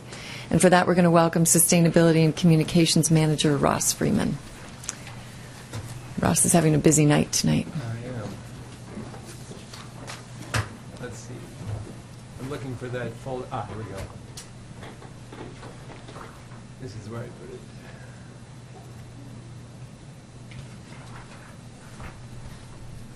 I wonder if we can.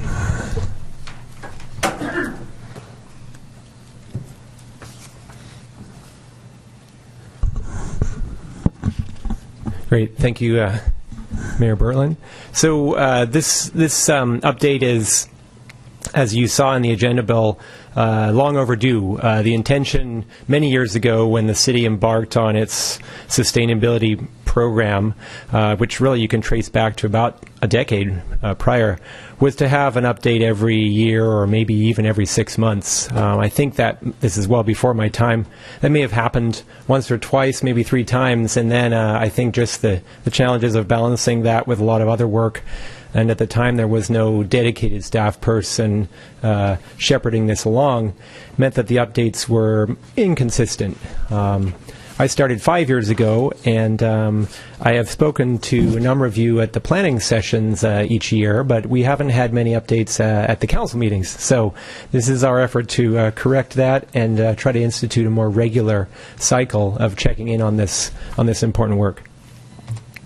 This is what I'll cover tonight. I'm going to try to move through the first half fairly quickly so that we do have lots of time for questions on the second half, which is really the more significant portion, and that second half being where are we now, how have we done in the past, how are we tracking things going forward, and what are some of the tools we're using. But for the benefit of everybody assembled, I wanted to just kind of trace how we got here because, like I said, it has been a while since we've gone through this. The exact details are laid out in your package, the packet, I mean, and I provided a number of web links if you want more information. Just to kick it off here, because there's a lot of conversation about what these terms mean, I wanted to pull out a few for your consideration here. And I will point out that we do have language around this even in our mission statement, protecting the environment. And it's something that staff are certainly thinking about all the time. But I wanted to remind us all that we do have that already built in there. Just wanted to, there's a number of reasons why organizations and cities pursue sustainability, and you may have heard of the triple bottom line concept. This is the idea of sort of people, planet, profit is one way to say it, or the equity, environment, and economy. Essentially, you're trying to meet the needs of all those 3 user groups, if you like, and balancing it in a way that there's enough left over for all of those entities into the future, thinking for future generations. Often, though, when we're looking at municipal programs, institutional programs, one of the easier ways to quantify how things are going is looking at the financial component of it, because society is used to quantifying things with dollars and cents. So I pulled out a few here just to kind of highlight that aspect. Some of you have seen this example before, but I think it's pretty compelling, so I wanted to use it again. In the town center area, we have just discussed a number of lampposts, and those were retrofitted over 2 cycles about 4 years ago with LED bulbs that have a much longer lifespan. And by putting those in, you avoid repeated labor costs, longevity of the bulb itself, and then the energy use is greatly reduced. So. And of course, Wendy knows all this quite well. This is the kind of savings you can see. This was funded mostly with grant money and a significant rebate from PSE because we were drawing less power. So that means they have to make less power. So net result, you can see the before columns in the red there. That was the consumption of all of the town center street lamps before the retrofit. And then you look at those same months a year later. After the retrofit, and you can see the drop in consumption is almost half. And just in energy costs, we saved $4,500 in those first 5 months. I haven't been to revisit that since in the data, but I do have that kind of data available, and we'll get to that later in the presentation. One other quick example, why we do these things. This was interesting information that I pulled out looking at the results of stricter energy codes on residential energy use on the island. So what you're looking at there, on the left set of columns, 2007, the right set of columns is 2016, and then gas is in the blue, electric is in the orange. And even though we've had, in that time, about a little over 1,000, maybe 1,200 people added to the island, we've seen a decrease in gas use. If you look in that table, 13% decrease in gas use, almost a 6% decrease in electricity use. And you can attribute that to stricter energy standards and requirements for what's going into the hardware and the appliances and the building envelope and the windows. All that's mandated and is paying off. Just to recap what I mean by sustainability of the city, it's wide-ranging, and just to highlight a few things that happen here, some of you may be aware of some of them, and other issues they go unnoticed. So it's something as simple as the humble motion sensor light switch that you've witnessed around the building and in many other city facilities, even in some park restrooms, all the way to the more obvious issues like low polluting equipment and electric vehicles. That's our Nissan Leaf on the right there, used by the engineering staff. This covers public projects too. It can be something as simple as adding bike racks, recycling asphalt, designating electric vehicle stalls, and adding pedestrian walkways using reclaimed materials from other projects. And there's that streetlight retrofit there on the left, and many of you are familiar with the solar power program that we discussed earlier tonight, and there's a photo from one of the things that really kicked this off, the city's own installation at the community center, which is just 4 kilowatts. And you look at now, we have on the island capacity of about 910 kilowatts. Things have really done well in those last few years. It also covers campaigns and programs and other events. Here's a little collection of the kinds of things that I consider sustainability-oriented. Even our mybuildingpermit.com, online permitting, avoiding the need for hundreds of people a year to come in person and self-serve online with a number of simpler permits. Huge savings. Farmers market, Leap for Green, thrift shop. What could be more recycling-oriented than thrift shop? Finding new uses for for somebody else's cast-off materials is incredible. The bag ban from several years ago. This was phase 1 of something that may someday the phase 2 being styrofoam, but the styrofoam piece is a lot tougher. So we took on the shopping single-use shopping bag aspect first. Rebates, solarize outreach happening there. And then just humble things like our countertop composter giveaways. Very popular. They're only a few dollars, but people really love them. And finally, at the regional and state level, there's things where we do sign-on letters. We're working in concert with the county executive. There's very big regional and state projects, regional one being transit. We've been pleased to be recognized for our green power leadership over the years. This was an award from several years back. We get involved in legislation in Olympia when it seems like it meets the council's legislative priorities and also addresses our sustainability goals.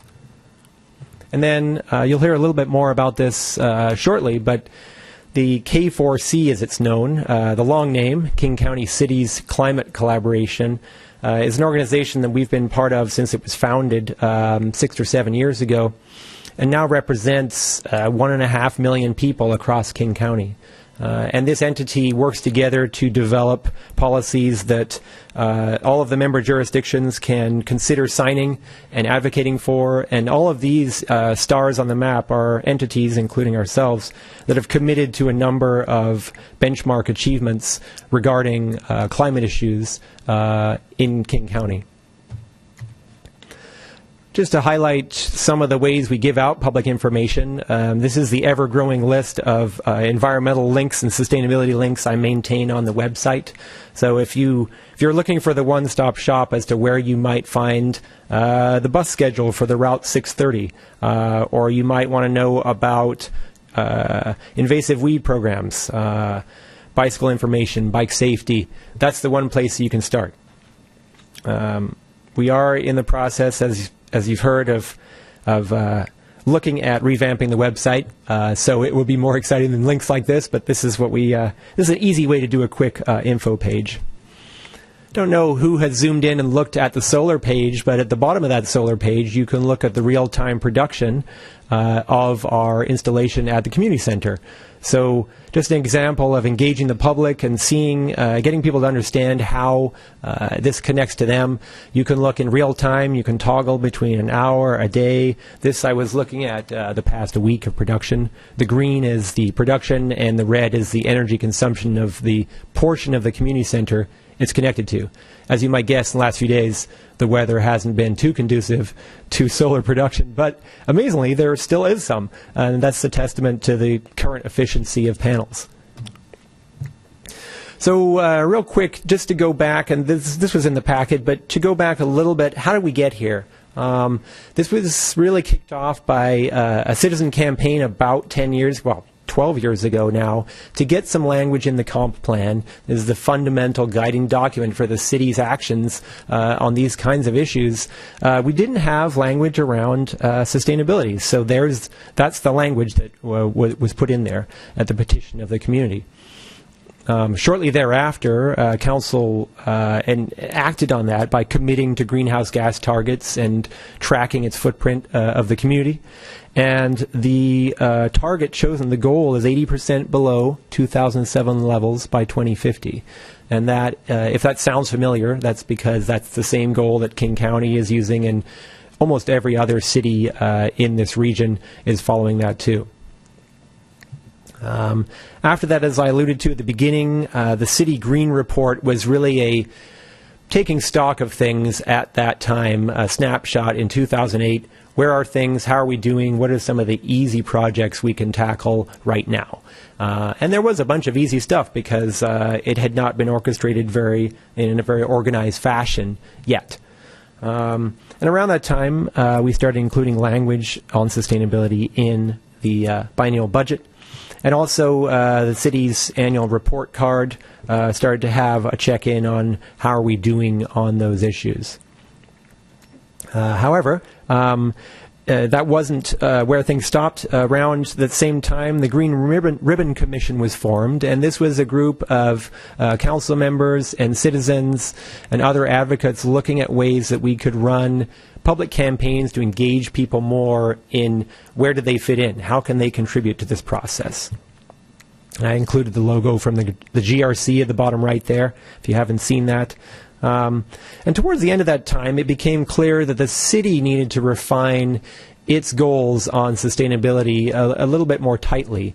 We did not have a sustainability plan yet, a document guiding that like we do for many other programs like CIP and the TIP. At the time, Mayor Bassett convened what was called the Sustainability Policy Task Force to essentially come up with items that could be near-term, addressable. We had the capacity for with just a few tweaks in staffing and in structure. And one thing that was an overarching umbrella recommendation was you have to hire a staff person to oversee this and not have it just be an add-on to somebody else's work. So that's what happened, and I began shortly thereafter. As all of you know, I'm not 1 FTE on sustainability. That ended up being 0.4 on that, and 0.6 is on the communications manager side of life, which we have all seen how that can blow up and take more than 0.6 of my time. So, recent developments. A number of you have been engaged in the last, it started in September last year, a re-energizing of community engagement, community excitement, enthusiasm around sustainability on Mercer Island. We have had a number of groups in the past, like Island Vision and TIMI, and then the Green Ribbon Commission and others, that took a good swing at a number of initiatives and programs. But really, in the last couple of years, we haven't had one place where there was, where do you turn to get green information, and what is the green advocacy group that's active and really vibrant and having meetings? So some citizens approached us, and we helped get Sustainable Mercer Island started in September. And really what has become the primary goal, the initial target is, let's try to get sustainability again on the city's and council's radar. Let's try to have that be a priority going forward in this coming biennium, and then really a standing priority from then on. That's the goal of Sustainable Mercer Island. I'm helping them in an advisory role as their liaison with the city, and we've had about 6 or 7 meetings of 30 to 40 people at each. And the initial ask for prioritizing sustainability will be enacted by, let's get the city's sustainability plan written. That's been on my docket for years, and for one reason or the other, I haven't had the bandwidth to pull together this brand new document guiding us on our sustainability agenda. And lo and behold, there's now a framework designed by cities for other cities to use that can help them write a sustainability plan. And this is called the STAR framework. And you may have seen this in your packet. There's a lot of buzz around this. Seattle and Bellevue and King County have all pursued this. Bellevue is using it as a planning tool, and Seattle and King County went all the way and got certified, which does take a significant amount of bandwidth and staff. Either way you go, you can use these.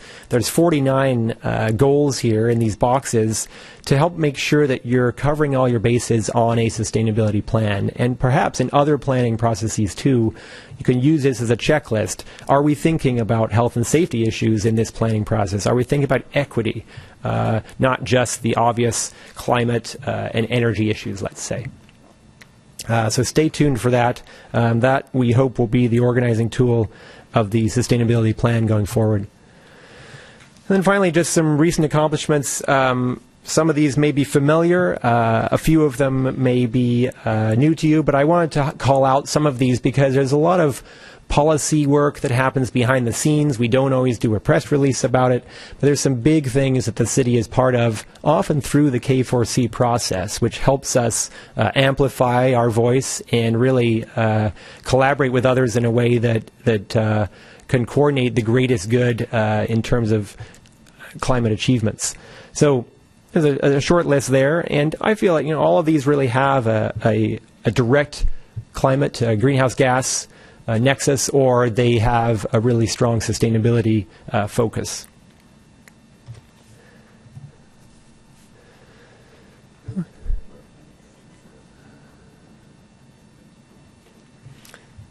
So one of the last bullets there, 2019, pretty excited about that one. As it stands right now, the city has been offsetting our energy use at 33%, helping fund green power development in the amount that we use.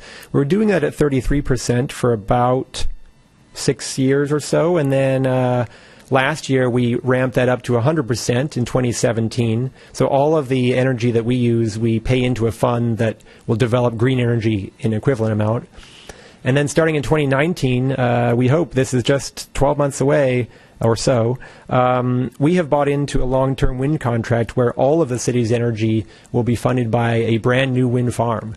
And we are in good company with some very significant other large purchasers like REI and Starbucks and some universities, Sound Transit, Bellingham campus of the UW, I believe. We're very excited to get to that time.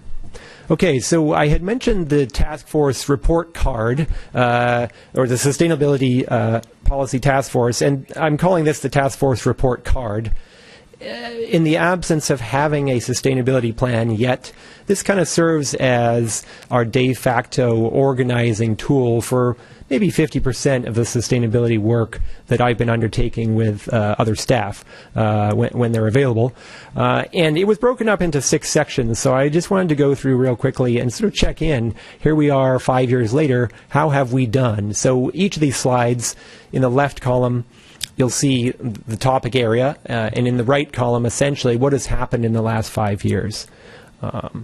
And one of the highest priority items that the task force identified was energy conservation programs. And you can see some of the goals on the left there, reducing per capita consumption by 10% by 2020. Things are looking good there in terms of gas, natural gas usage and electricity, the residential level. Outreach was recommended, energy retrofits. Just highlight that at Luther Burbank, we're using 75% less natural gas to heat the building after a heating retrofit. And we're seeing 42% less electricity use by the 300 street lamps that I discussed earlier. We've talked about solar already, and so maybe I'll jump on to the next slide here. Water conservation was another topic that was really, really underscored. And water consumption reductions were targeted. We've dropped about 8.5% for single-family and multifamily average annual use the last 8 years. There's an outreach component there, retrofit programs. We have been modeling our own conservation efforts with low-flow fixtures, and a really big aspect for us is the irrigation timers for the parks properties that are smart timers that understand what's happening with the weather most of the time. Yard toxins. This is an area that I've had a real tough time getting some traction. It takes a lot of outreach, a lot of staff time, and those are 2 components that have been in short supply. So you'll see a lot of red on the right-hand side, and that's because this is the area where we haven't made that much progress. City operations, we've drastically reduced pesticides and herbicides. But in terms of the community, you really need door-to-door outreach campaigns, mailers, follow-ups. And in other communities that have succeeded with this, it's usually been through local vendors in that community, those places that are selling the material, be it pesticide, herbicide, spray-on, whatnot. And we have a lot more third parties working with yard care on the island. So there's a lot more people to talk to, lawn care companies, yard companies. It's tougher to do that outreach. Green building. We've taken a few swings at this over the years, and we have incrementally reduced the challenges. We haven't, though, proactively launched an incentive program quite yet. It's under discussion right now, but the good news is that we do have a number of built green units and LEED units on the island. And there's a number of other county standards that apply to us already. Fire Station 92, as we just learned, received that award from the AIA, and some of the features in there were energy savings features. We did not have the building certified, but it performs at a much higher level than code requires. And looking at the task force also identified just let's make sure that we do a lot of outreach and education, strengthening programs where we can, communications to the community, partnerships with business, and most of this has happened. The Green Business Program eludes us still, but I think we have reached a tipping point with a number of very progressive new businesses on the island. They're chains in the region. They're used to doing this, thinking of Homegrown and Pagliacci's in particular. And it's built into the business model. It's not a challenge for them to consider, say, or they already do, in fact, everything's composted or recycling. They've done it. And some of those entities, Pagliacci and other places, has solar on their roof. So they build it into the business. So that's a check-in on the task force, and now just looking a bit more at the rest of the program updates that I highlighted in the packet. What else is going on at the high level of organization? Well, there's a lot of policy work, and we get involved again through the K4C, sometimes without them, working on issues like the State Energy Code, renewable energy portfolio standards, low carbon fuels. We're the last state on the West Coast to have that. Washington has no low carbon fuel standard right now. This is fuels for vehicles. Retirement of coal power in PSC's portfolio. That's been a long-term issue that we've been working on with partners for a long time. And other state-level issues like letters to the UTC. So it's kind of getting to the crux here. The tracking tools. Some of you have been hearing me talk about this for, what is it now, Bruce? 18 months, conservatively, perhaps 24 months. You can't manage what you don't measure. And it turns out, though, measuring this stuff is quite difficult. And you need to have your ducks in a row and make sure that you've got clean data and that you don't have any real holes and that you can gather that consistently going forward. So we have been tackling that with two new software tools. I'll spend most of my time, perhaps all of it, looking at the one on the left here, Scope 5, and then on the other side, on the right side, building energy benchmarking. We're doing that with the Smart Building Center in Seattle. It's pro bono work that they have grant money to fund, helping us assess our building performance compared to similar buildings with similar uses in this climate. So looking at that Scope 5, that's how we are going forward, looking to gather and track our sustainability data. So we can use it for direct greenhouse gas emissions, as well as other sustainability measures like solar installations, EV usage, recycling, things that have maybe one step removed. And just to point out, even with all of the focus and the work on city emissions, we're just a very small percent of the total island emissions, just 2%. So having a greener fleet is great, having great recycling practices, having our wind power contract. These are all really exemplary measures and help lead the community, but we also have to make sure that we're engaging the other 98% of the emissions. How does this Scope 5 software work? Well, we're doing it under a pilot program that Bellevue launched. They've used it for maybe 5 years, and they've helped work out a lot of the kinks, which is really convenient for me. We upload the data manually.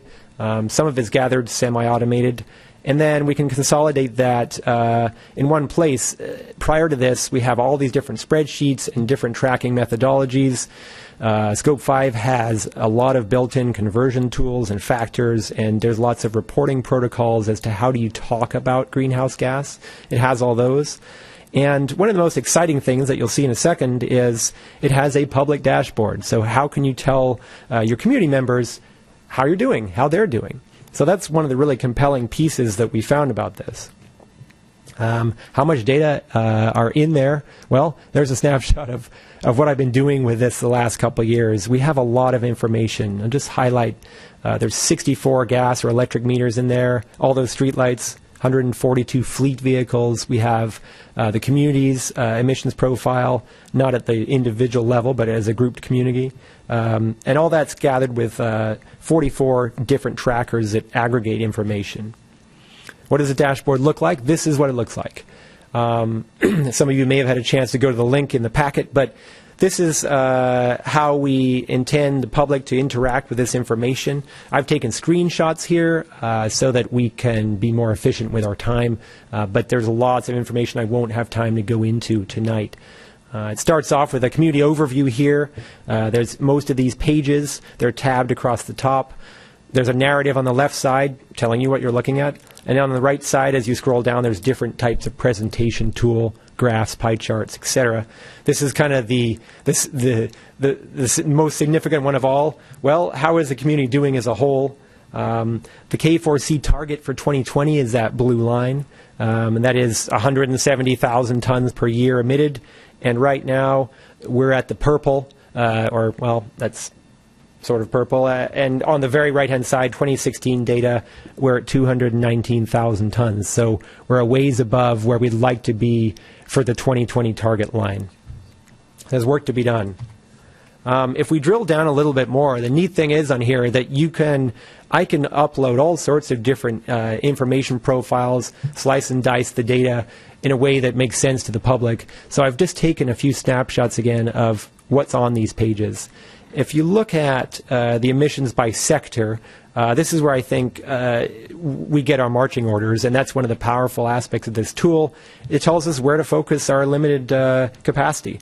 That pie chart on the left, numbers are small in projection here, but the red pie section is 31% of the emissions come from the use of electricity, and then 45% are coming from mobile combustion. So you look at that number collectively, so 76% of the entire island's emissions are coming from those two categories. So really, if you have limited time, or if you're looking for the biggest way to affect the future of our greenhouse gas trajectory, then it makes sense to look at how do you reduce that mobile combustion number. And a lot of that is coming from single occupant vehicle use. So that then leads you to think, well, how do you improve access to transit, which is what we've been studying very recently. And then on the other side, how do you improve building efficiency so there's less electricity use? And then how do you green up the electricity that you're getting so that you can reduce the carbon footprint of that power? This would not look quite the same in Seattle because Seattle is served by City Light, which is almost entirely hydro, which is relatively clean compared to our sources, which do have some coal in them. So getting that coal out would make that number drop, and that would be a reason why I might want to spend a lot of time on policy work. Even though it has a slow burn, you can get some incredible exponential gains. On the right-hand side, you look at per capita, things are going a little better. We are just a little bit over our target there, and you can see that's held fairly steady over time. Jumping to vehicles, I thought there was just an interesting snapshot. On the left is avoided emissions from the use of the city's charging stations. This is not city vehicles charging at those, this is the public. So people on the island using the city's chargers at our different locations. What's the amount of emissions being saved by doing that? That decline after the middle there, where suddenly the emissions aren't as favorable, is when we started levying a small fee for the use of those charging stations. So usage dropped by about 40%, but it is now catching up again as people get used to that idea. On the right-hand side, you'll see the number of registered electric vehicles. The left set of columns is the battery electric, so that's something like your Nissan Leaf or Teslas. On the right-hand side, that's plug-in hybrids that have a battery and another engine in them. So we're at almost 375 or so as of 6 months ago for purely electric vehicles on the island, one of the early and quickly adopting communities. And then just looking at the city's own profile, I took this from another page. How is our fleet doing? Incrementally over time, we are gradually stepping that down in terms of carbon emissions. But as you can imagine, some of the heavy equipment we have, we don't use it that much, and we keep it for 20, maybe 25 years. If it's something like a loader or a Vector truck, there's no reason to swap it out any sooner. So getting those gains really comes from the other vehicles in the fleet that have a quicker turnover. Some of the general passenger vehicles and the light-duty trucks. This is a great graph that I really enjoy that shows essentially, well, okay, we're doing all these sustainability programs, these emissions reduction efforts on the island. What are we getting from it? How do we capture the benefits of all these other programs we're doing? Some of these take a little bit of calculation, but you can come up with a carbon equivalent. And so for 2015, each of those categories, which the color-coded legend on the right is approximately aligning with the colors in the block graph. You can see that single-family recycling, that's what SF recycling is, has an enormous greenhouse gas reduction component. And PSE sales of green power, the lighter blue, also has a very big effect. Solar installed is a small orange line at the bottom that we hope to increase. And EV usage is the small orange line at the top.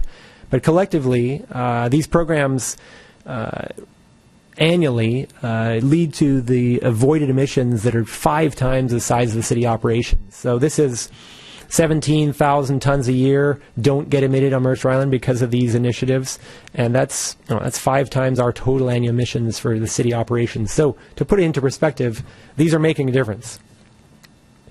Looking at municipal operations, there's a whole tab on, well, what's happening at the city. And you can see that the graph set on the left, those columns, we're staying relatively even. We've done a lot of the low-hanging fruit, and now we're looking for some of those tougher gains. And on the right, you can see that pie chart breaks down again. The bright red, that's employee commuting. So 22% of our emissions are because of the drive here. And as we know, we don't have fixed route bus service anymore. So you're looking at driving. We have some people that carpool, or a few crazy people like me that bike. And those are really your options. And then the second category, just like we saw for the community, is electricity use. So where are we heading? Those 6 data points in blue, that is essentially the total emissions for the community in the last 6 years or so. If you do a projection of that, linear projection, assuming nothing else changes, that line isn't going in the right direction. So we have some work to do to get down to that 2020 goal, and if you look at that 2050 goal, we have a lot of work to do. Now, how are we going to make that up? It looks daunting, but there's a number of very significant arenas where we could have huge gains. Looking at county-wide data here, this is from King County, and essentially the starting point on the left side is, and this was from 2012, so this I haven't had the updated version, but the idea holds, is you're starting at that set point of known emissions for the county, and you have a number of programs that you think are going to help you reduce your wedge. The wedge is thought to go up over time because there's more people moving here. So federal fuel economy standards, state renewable portfolio standard, and the state energy code improvements get those 3 colors of the wedge accounted for. And then how do you get down to that star in 50% carbon reduction by 2030? How do you get those remaining reductions? Well, this is where the focus is. It's cleaner vehicles, a reduction in vehicle miles traveled. It's reductions in building energy use in the yellow. And then the very bottom there, you can see 20% increase in renewable electricity, getting coal out of electricity portfolio, and limiting new natural gas. And the numbers crunched together lead the region, the county, to see that kind of achievement, 50% reduction by 2030. And it's the same for Mercer Island. You're looking at vehicle use and electricity are the big lifts here. And then finally, how can I drill down? I alluded to this in the packet. What can I use to refine the work plan? Okay, we've heard that electricity use by buildings is really significant. Well, where are the worst performing buildings? How do they compare to others in the region of similar usage and type? And what can we do about it? So we import our data from PSC, gas and electricity data, into the EPA Portfolio Manager program. And then we output it into a custom spreadsheet that the Smart Building Center in Seattle has designed for us. And that same spreadsheet, that program is essentially a mini version of what they're doing for all of Seattle, where there's now mandatory reporting standards for large commercial buildings. So buildings over a certain size, I think it's 20,000 square feet, have to publicly disclose how they're doing. And what that leads to is prospective tenants thinking, well, gosh, I'm not sure if I want to move into that building. Maybe I'd like to move into a more efficient one where my energy bills are going to be less. So the Smart Building Center is growing out that program across the region. What does the spreadsheet look like? This is just a snapshot. We don't have time to go into it, but essentially I can compare those different colored columns on the left represent different buildings and energy usages, energy intensity. I can toggle it by year and type of building and see what happened. And just to drill down and zoom in, this is the kind of result I can get. So looking at 2013 versus 2016, all of the green columns there are electricity use, and all of the blue ones are natural gas. We're looking at changes over time. And I included City Hall and the Luther Burbank Admin Building. That's our oldest building, 1927. And you'd be amazed at how well that's performing now, because we did a big energy retrofit between 2013 and 2016, and we're seeing a 44% decrease in natural gas use in that building. And that's because we retired an old boiler system and went to individual heating cooling units in each room, and much more efficient. At the same time, you look at electricity use, it's only gone up a little bit over that same time period, whereas natural gas use has gone down 44%. You might see 10 or 20% variability through just differences in weather each year or in number of occupants, but 44% drop is really very significant and could only be due to that retrofit. So with that, I'll wrap it up and take some questions and clarifications and hopefully explain things in more detail as needed. Great. Well, thank you, Ross. It was definitely long overdue. I think most council members would probably agree, and certainly comprehensive. So with that, also, I would just let the community know that we will be discussing, if I understand correctly, the STAR program in greater detail at the planning session. So that will be on our agenda there. So again, thanks, Ross. There's no action for tonight's agenda item, certainly the opportunity for questions and comments. So, Council? Benson, then Salim. I just have a couple questions on STAR. I know that we're going to be talking about it, but Ross, you mentioned as far as the certification process that it requires a lot of staff time. I mean, have you had a chance to look at what that might mean in terms of if the city decides to seek certification, what that might mean, and then what are the benefits, I guess, in getting certification relative to not being certified, but basically following the path of Bellevue, which uses it as a framework? Yeah, thanks.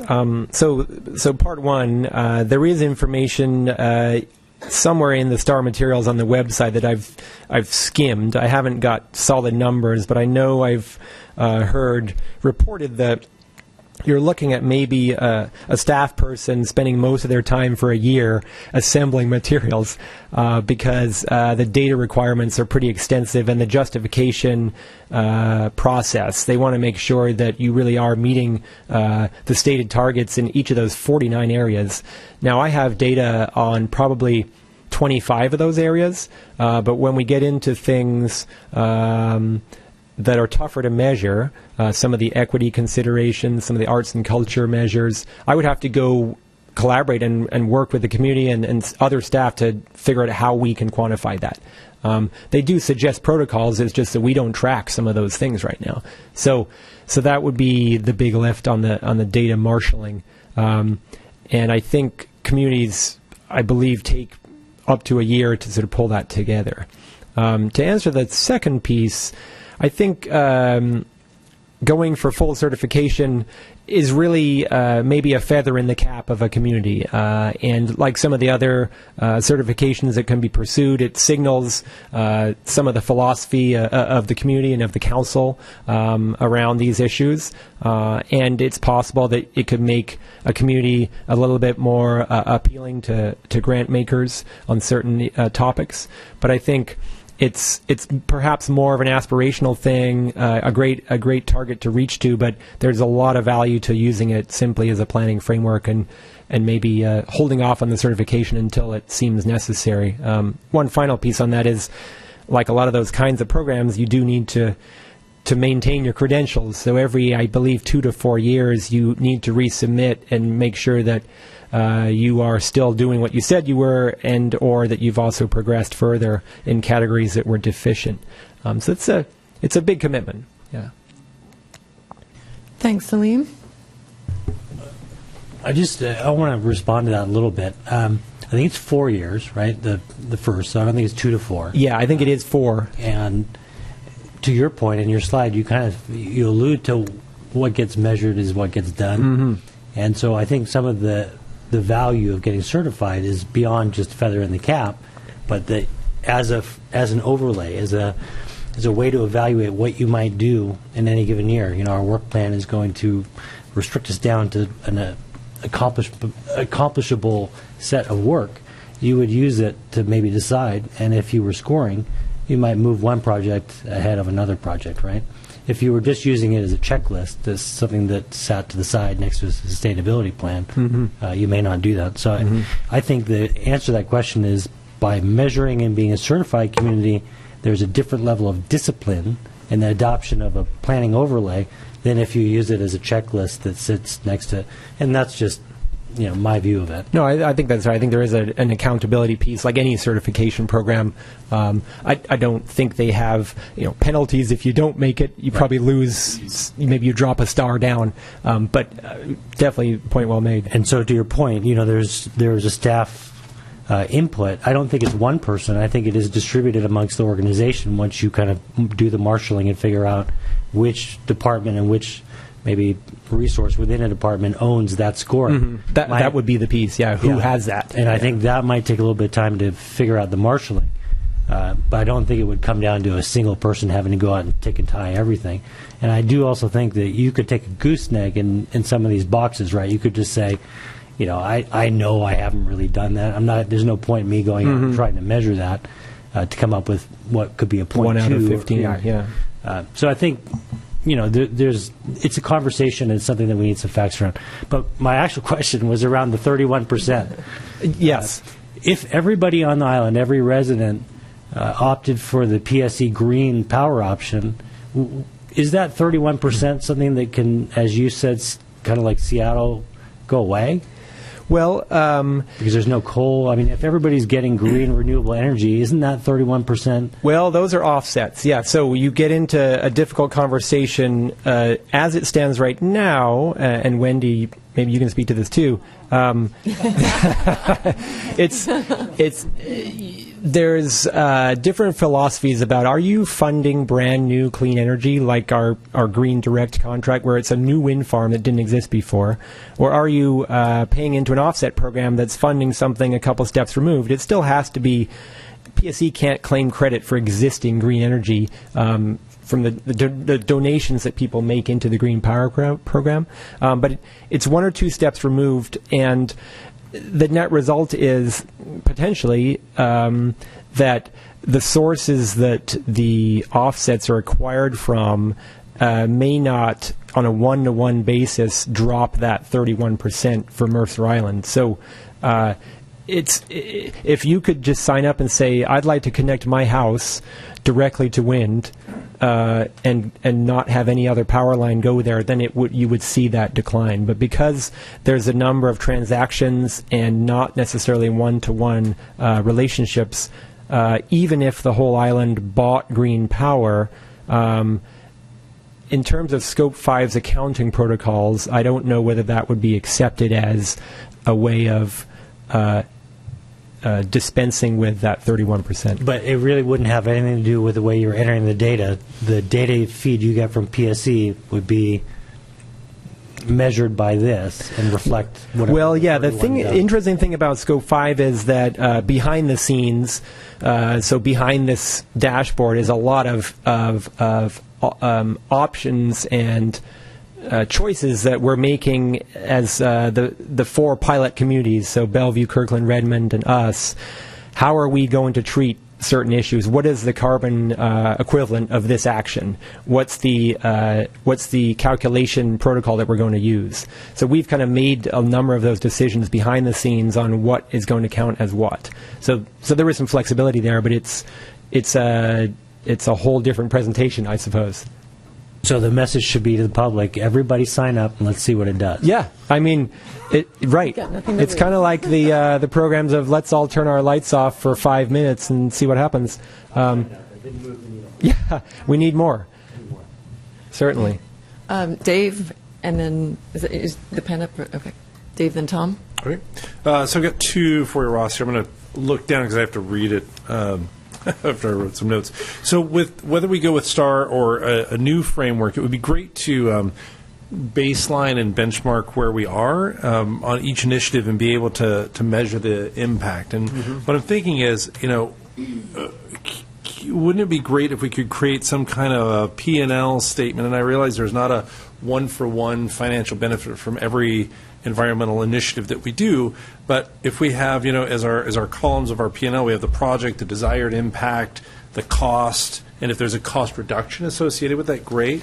And then what is the result? Because it feels like we do a lot of these initiatives, and it's unclear what the net value is, and if there was an initial cost to them. I look at the community center solar panels, for example. We didn't pay for those out of city budget, but let's say we did, and we're getting less than 5% of the total electricity yield out of that. That would be a good way to go. Okay, now what kind of projects do we really want to do? So if we could baseline where we are today and look at not only what the cost was, if there was a cost reduction, idle time for police cars is a huge one where we can impact a lot of different areas, even as much as fleet replacement.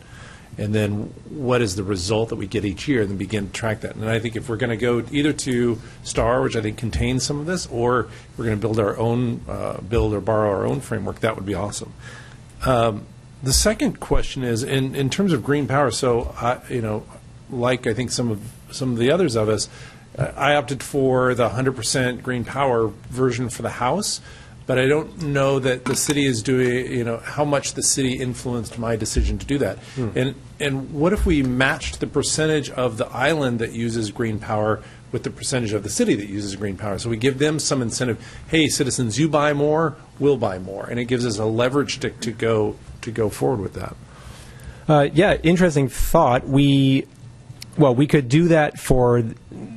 We're at 100% offset. We could overbuy for the next 12 months for city operations. But starting in 2019, we've already signed that binding 20-year contract for clean new wind power. So at that point, we won't need to buy those green power offsets anymore. We'll retire that aspect of the city's program because we'll be paying into brand new wind instead. I think it was Tom, then Benson. Yeah, first of all, Ross, thank you for going into all the detail. I'm gonna have to process it and go through it and go onto the website and look at it in greater detail. But I guess I have two questions, and I'll start it with a statement. First of all, I believe as a city we need some type of governance model. It doesn't matter to me if it's the STAR or something else, but we have to look at what it really takes to be sustainable. And the bigger issues, the meatier issues that are in the STAR framework that I really like are looking at economic viability and sustainability, transportation solutions, and those kind of things that are really essential to our health.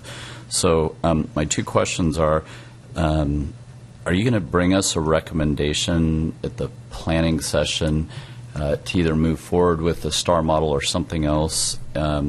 Or is that something that we're going to have to do outside of that session? And secondly, when you talked about the decision to purchase the clean air power, the wind power, do we get a tax write-off, or what is the cost analysis on that? I know that a lot of people are focused on cost, but do we get tax credits, or is there an economic benefit to the community?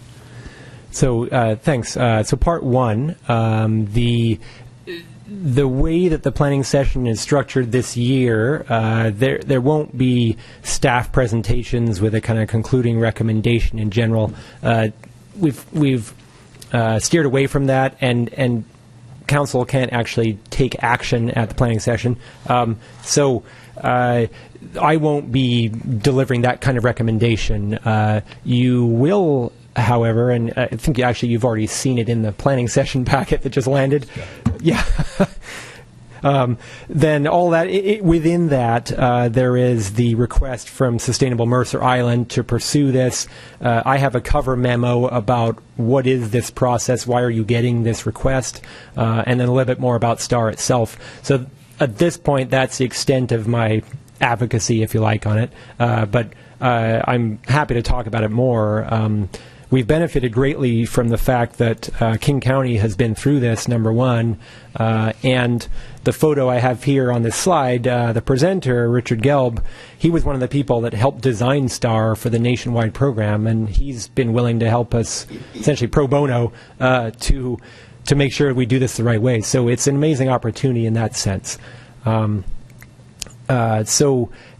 I think that answers the first piece. The second part, the most attractive aspect of the Green Direct program for the wind power purchase is certainty over energy prices. So in general, if you look over time, the cost of energy has generally inched its way up. And you can, depending on what time frame you pick, you can usually find that signature. So when you look at this from a city financial perspective, having 20-year certainty over the cost of your energy is fairly unheard of. Now, the way that's achieved is that you pay a little bit more up front for the sort of the privilege of being part of this program, but the idea is as an inflection point, maybe a third or a quarter of the way in, where then you're actually paying less than what the market rate would be. And that's why it was compelling to Chip. You offer a finance director 20-year certainty on something that doesn't usually have certainty.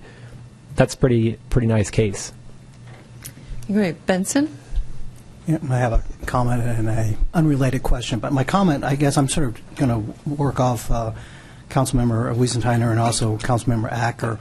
I'm encouraged by the fact that we are talking about developing some sort of framework, whether it's STAR or something other, but the idea of developing a framework for decision-making in this area, I think, is very important.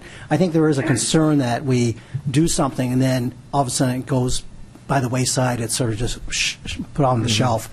I would encourage the council and the city manager going forward that whatever framework we adopt, that perhaps in the agenda bills that come before the council, that even if an agenda bill doesn't have a direct issue involving sustainability, that there be some sort of note regarding, like in a lot of bills you have a fiscal note. I think it would be great to have some sort of note that discusses how this particular agenda bill fits within this framework. And I think that will just help with our decision-making process and make us realize the broader impact that an agenda bill might have. So that's just a comment. But here's my question. I'm sorry.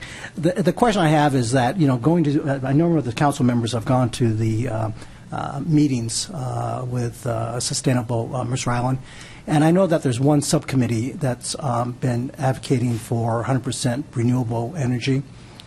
They've talked, I'm sure, to a number of individual council members, such as myself. And, I've realized that there are some communities like Edmonds that have adopted a resolution targeting 100% renewable energy by a certain time frame.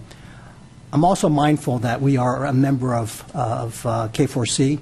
So can you just talk to me a little bit about how those goals, how that might work within the framework of K4C, and whether or not Mercer Island should consider a 100% renewable target?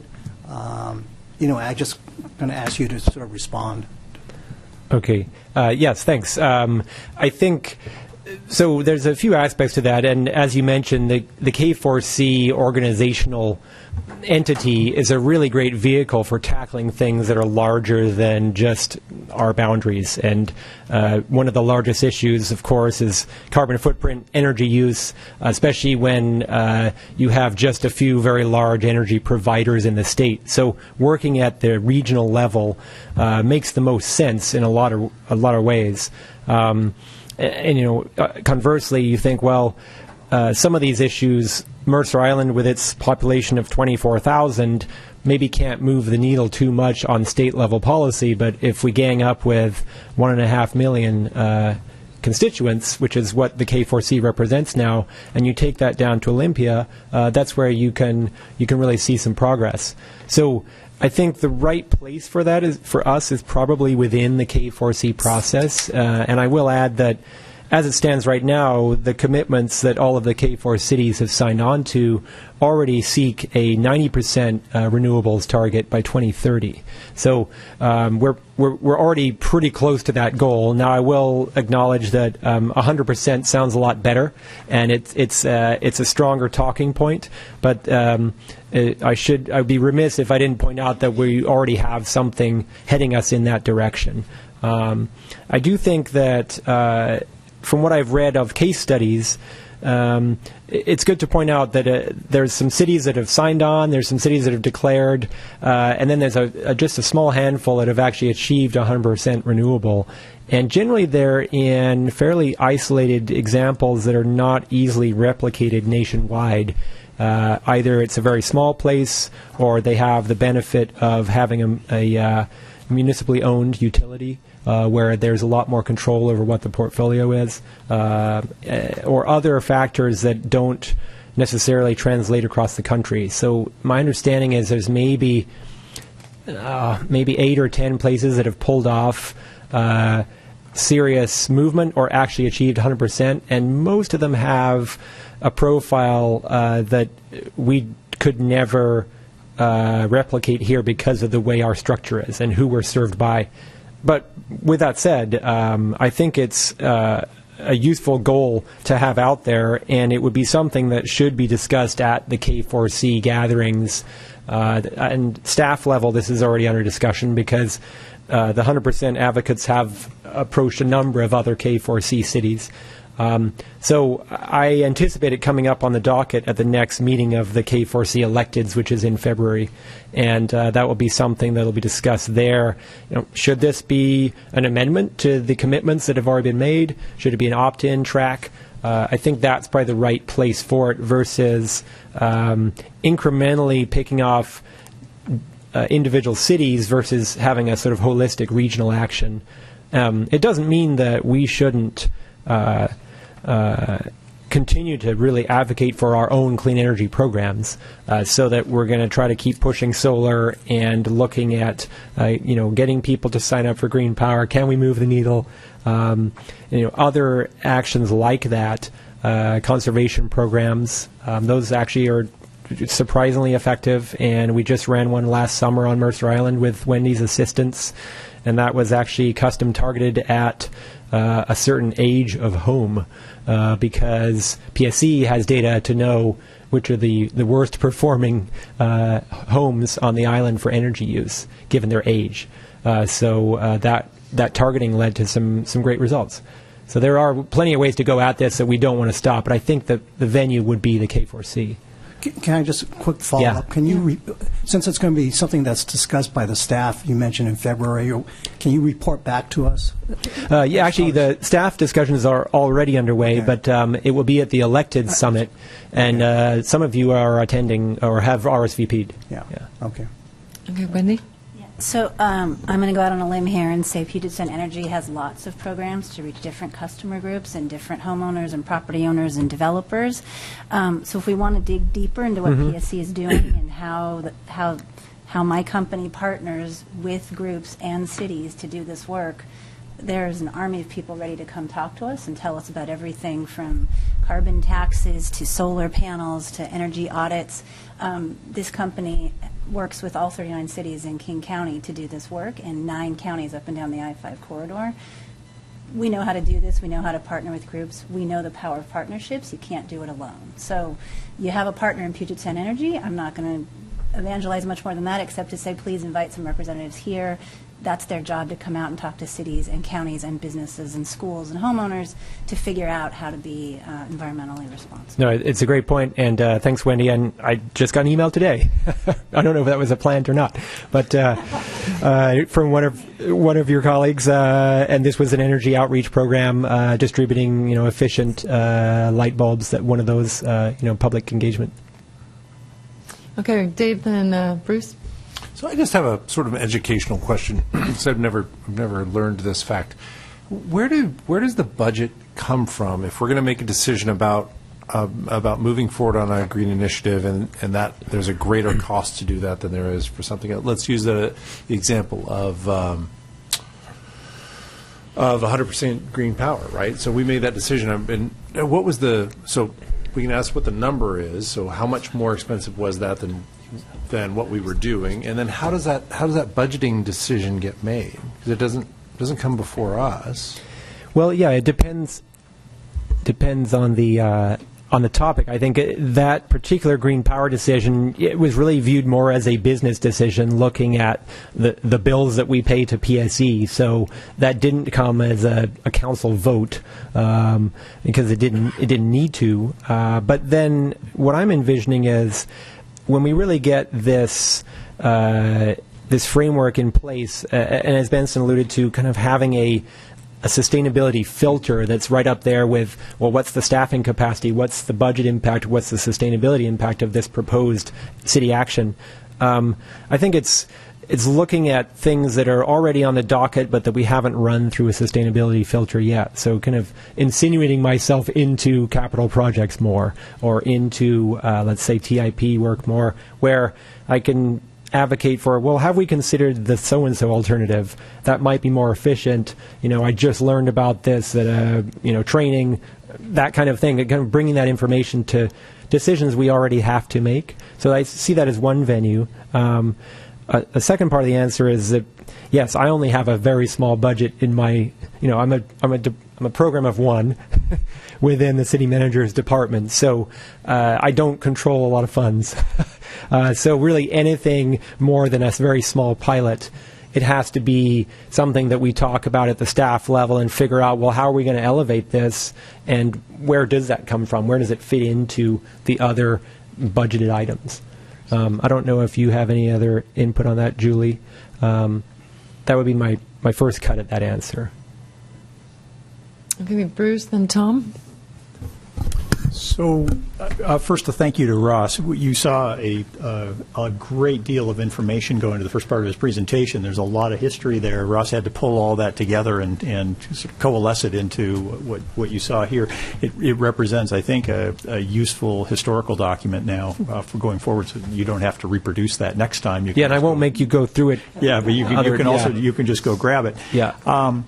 I think to this, a couple different places I'm going to go to the idea of getting STAR certified. I think back to the struggle we went through just to get Ross to be a staff person, or a half of a staff person, and I think what you're aspiring to ends up representing the next step in that, in how do we have sufficient manpower to do the kinds of things that you're thinking we could do. I'll certainly be supportive of having that conversation and trying to figure out how to boost our effort in this area, because Ross has been so thinly staffed, and it obviously is, when you're working on communications, which is today, and you're working on sustainability, which is long-term, the day-to-day obviously ends up winning out when there's a fight between the two. So getting to the point where we have staff who can actually work on this is, I think, well worthy of a conversation, and I think has to be part of. It's not just about what are we trying to achieve, but it's how do we have the actual people power to get us there.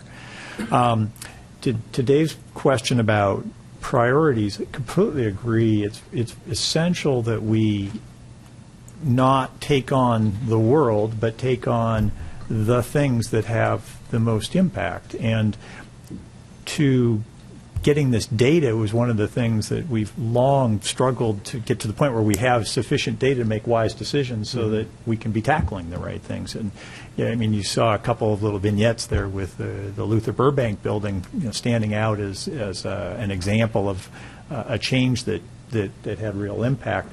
If you don't have that data, you don't know where your problems lie, where your potential benefits lie. And so having that is important. But then being very conscious about we have the manpower person power to do only so much. Love that these kids came and talked about styrofoam tonight, and we'll have to think about whether we want to do styrofoam. But it becomes a question: is doing that, which would take a significant effort, the right thing to prioritize? I don't know, yes or no, but I think it's the kind of question that you're going to have to end up wrestling with. Finally, you didn't talk much about it. Yes, we're going to talk about STAR at the planning session. We're also going to talk about the climate action plan, if I understand correctly. It's the other piece of this, and it's the piece of what Ross, you had been intending to work on, and you've worked on it in bits and pieces over the course of years. But it's something that we really do.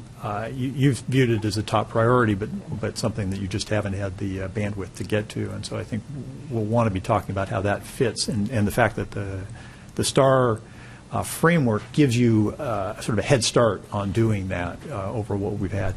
And then finally, the last point I just wanted to make is a shout out again to those citizens who have helped to be a workforce collaborating with Ross to move this stuff forward. Because without them, I think you still would be significantly back from where you are in terms of moving this forward. Yeah. So they have not just been letter writers, but they have been and have been very freely volunteering their time too, going forward to helping put together the plan and do the other pieces of this. So right, and that will be true going forward. Yeah. Certainly, I won't be able to write a comprehensive sustainability plan without farming out some of the research and ideas and brainstorming to the most engaged community members. And right now, we have dozens of people who are chomping at the bit to do that, which is really refreshing and an incredible increase in my capacity, as long as we can kind of, marshal and juggle the volunteers. Great, Tom, and then I'm going to jump in. Yeah, I, again, really appreciate everything you showed. I'm just kind of going back to the messaging. Fairly new here, a couple months under the belt, maybe, if you push the weeks. But every single meeting I've been at, whether it's a council meeting or a CAG meeting, I've heard we operate as a lean council, we're over capacity. You yourself said that you're 0.4 on sustainability and 6.6 on communications. I'm wondering if this is even on the priority list that we're operating from, so I hope it's going to be part of the discussion at the planning session. And what I worry about is there are a lot of things that feel nice, but we have to be realistic and get down to that core set of priorities. And even the presentation that we saw earlier with Metro, great concepts, great ideas, and it fits into sustainability in the STAR framework if you really look at it. But when I look at some of these presentations, there's no apparent or obvious benefit. I'm looking for stuff that says, if you do X, then we will achieve Y, or if you do Y, here's the benefit that you'll receive. So I love what you're doing. I'm very pro-environment, and I like sustainability, not just the economic viability and the transportation portions, but also getting rid of noxious weeds and ivy around the island. I'm all behind it, but I think as a council, we owe it to you to help itemize the priorities and look at what's realistic and achievable. So I would like to send you an invitation that if you have any ideas on how I can help or we can help as a council do that and align what you think the vision is with what you think we as a council can achieve, I'd really appreciate it. Thank you. Great. So I'm just going to add a couple comments, and again, just reiterating thanks, because clearly there's a lot of council interest, there's a lot of material, and I think it'll be important to understand, how it comes forward and moves forward in the coming months. One thing that, I think building off what Tom said, I'm looking for some action items too. So I'll look forward to hearing from you, from other council members, from city staff. what are the things we can ask our community to do? Do we run another drive for the clean green power? What is it that we're going to let each individual household know? If I do these 5 things, I can move that dial a certain percentage, because I think most people out there are pretty excited to help. And as we know, every little bit counts. The other thing that I wanted to comment on with regard to STAR goes back to the many different subcommittees or boards or commissions, et cetera, that I've been fortunate to participate in these last few years. What I appreciate about STAR and what I would encourage the community to look at is this is sustainability in a far more comprehensive capacity than what we might have traditionally, or at least I might traditionally have looked at. It's beyond the environment. It's, into elements such as civic engagement, local economy and development, educational opportunity and attainment, social and cultural diversity. So this really does go beyond, I think, at least, like I said, for me, historically, what I would have looked at in terms of sustainability maybe equals environment. And so, again, encouraging folks to go out and look. So my question to council is, this is more of almost like a study session type format that we have. There's no motion, there's no action. Happy to continue, or we can certainly, during the course of coming meetings and or the planning session, outline more specifically what we want to dive into in greater detail. So does council want to continue with some questions to Ross, or are you ready to? Bruce wants. Well, I just want to say, so you may know or may not, I don't think you've said it, but Ross will not be available for us at the planning session. And I sort of then look over to Julie and ask, at the end of the planning session, you'll want to be taking away some clear direction from the council. The question becomes, I think, what more do we need here tonight to accomplish with Ross present, so that we don't have too heavy a lift to do at the planning session and can't accomplish it because he's not present. Well, and, thank you for that. Keep in mind, your role is to identify the what you want to achieve, the outcomes, and a lot of the objectives or the how, we will come back to the council in probably another study session to review those items with you, the actionable items, kind of, as the mayor said, what actions are we going to take? So that will be, the how will be what the staff will identify. So we were hoping tonight, given that Ross is not able to be at the planning session, tonight serves as a primer and a real overview of everything. I think it's quite remarkable, frankly, what you've been able to accomplish given the resources. And I get it. I mean, I've met with many of our community members who are very, very passionate about this, and on many topics, not just sustainability, but there's this desire for the city to do more in a faster rate. And obviously my advice to them is, well, it's got to be on the work plan. It needs to be on the goals. As you know, we can't, unfortunately, we can't do everything the community wants. We have to prioritize, and we have to really focus on what we can achieve in that time period. So it's because there's been a lot of interest, I think, in really kind of renewing our commitment to sustainability. We wanted to do this presentation. There's a lot of information in your planning session packet about this, so I imagine there will be a robust conversation, but I'm not imagining the finer points or details of what a sustainability goal could look like. We'll come back with that, I'm envisioning. So one thing that might give us a path forward, Ross won't be there, so I wouldn't want the planning session to get mired down into questions where we're trying to answer each other. If before Ross leaves, we could have some paths forward, we know one thing that we could do is write a sustainability plan, right? Comprehensive citywide sustainability plan. Another thing is we could do that and adopt the STAR framework as a non-scored, credentialed city. Or we could adopt that framework and not do a sustainability plan. Right? There are a few paths forward. And I think it would be nice to, at that forum, at least gauge council support so that you can drive a work plan around it. Exactly. That's exactly it. The scope of the universe. Then. Yeah, and Ross really knows a few good options. I presented at least one bad option as a test. But it'd be great to have a path forward. Okay, just looking around, council, is everybody comfortable then if we I think move forward? Well, I think the question comes back to staff as to, and maybe it's more to Ross, but what's the staff's recommendation as to how to move forward? Or maybe it's more to Julie. It's both a prioritization of work and a staffing question that rises to the top. I think Slim's asking the right question, but. Right, and I'm envisioning, rather than at this present time, having that conversation in the context of all the possible goals that could be on your plate. And remember, you already have 6 goals.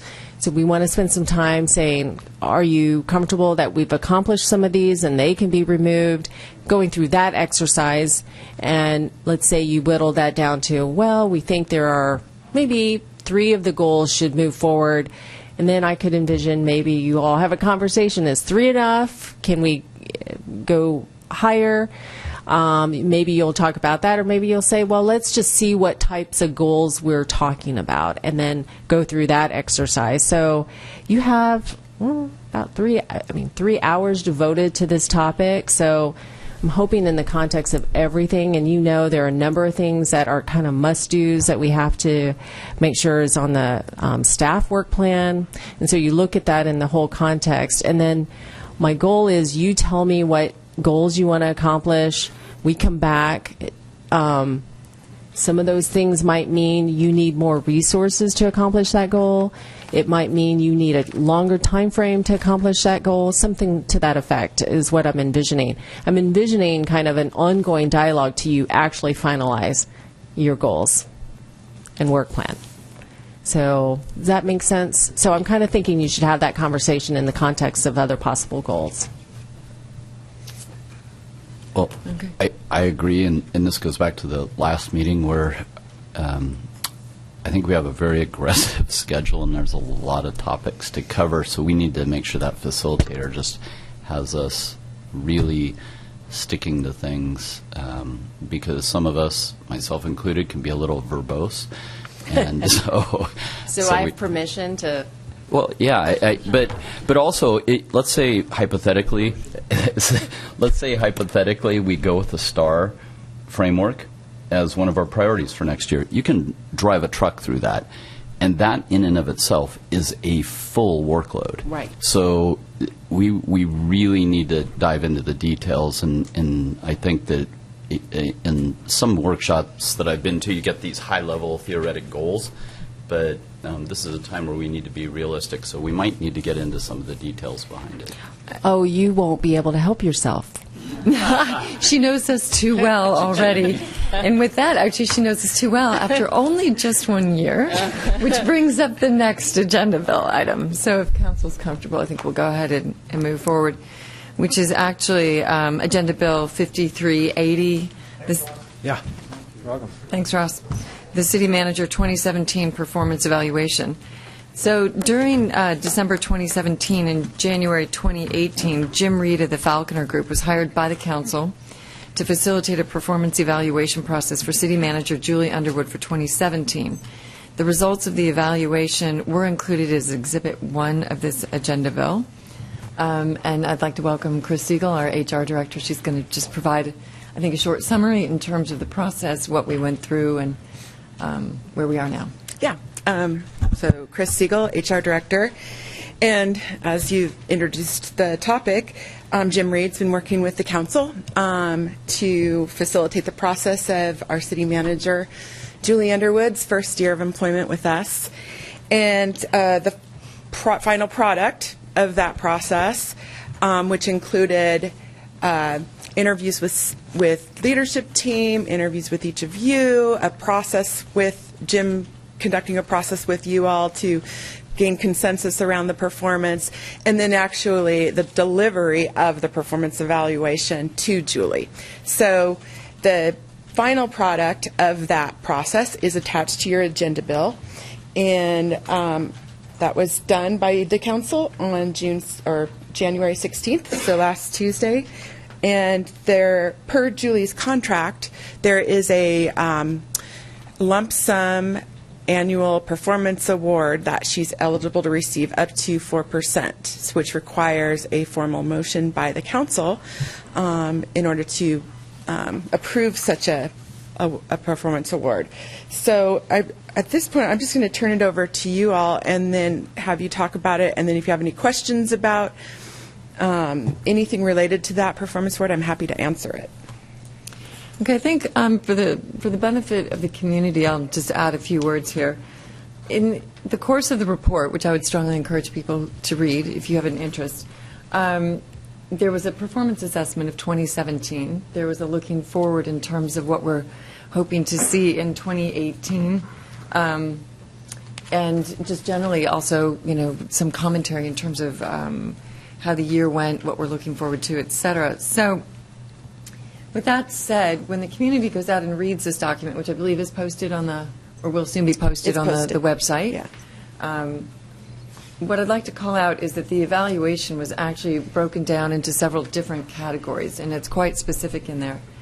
I think there was a degree of consensus or consistency across council when we looked at the year, and we looked at performance, particularly with regard to I-90, Julie coming in January, which was arguably the heat, if not, a beginning of some of the hottest 6 months that we've had in terms of trying to negotiate with our transportation partners in that sense. And then as well, many, many other issues that were pressing on the council in terms of community interest and passion, such as the residential code. So with that said, it was definitely a busy year. It's hard to believe it's only been a year. I hope that, Julie, you are pleased to be here after such a year. And with that, I think I would just go ahead and open it up to council who might want to make any comments and or make a motion, which we will need at some point soon.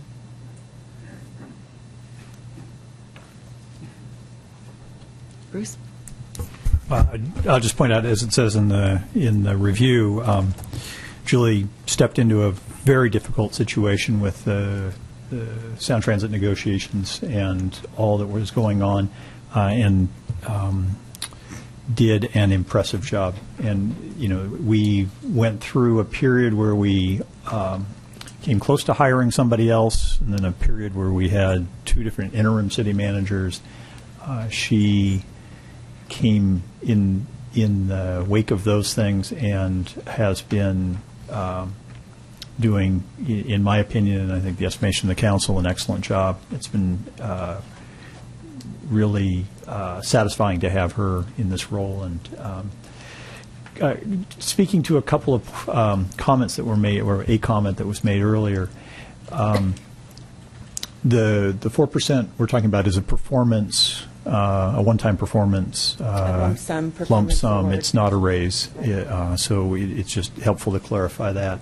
The other thing is that elected officials' salaries are set by legislative action, and just as our salaries are set by action, we're not paid commensurate with market demand, and if we were, we'd probably make even less than we make now. But hiring a city manager is not a legislative action in that way. It is a situation where you pay competitive wages if you want to hire somebody who is of the level that you'd like to see. And so we are not constrained in the way the governor's salary is constrained. We're paying to try and capture somebody who can do the job in an extremely good fashion, and competing against our neighboring cities in trying to do that hiring and retention. I'm happy to make the motion, but if others want to make comments, that's fine too. Wendy? Julie, I just want to thank you for all the community engagement you've done. I think our public has a renewed trust in our city government because of your actions and your willingness to step out and be in front of people with contentious ideas about how things are going or what issues are before us. So in addition to the big issues that you've dealt with, I think your engagement with our public has been noted and appreciated. And I personally want to thank you for your leadership of our internal staff. A lot of the feedback I heard directly was glowing and positive, and that was a really tough role to step into between the big issues we were dealing with, the public that really wants your time and attention, and your staff that desperately needs it and didn't have it for the previous year. So I personally just want to thank you for a great year, and I I hope you're doing okay and have some time to recharge every now and then, because we desperately need you, and I personally really appreciate you and your efforts and your work and your results. So thank you. Benson?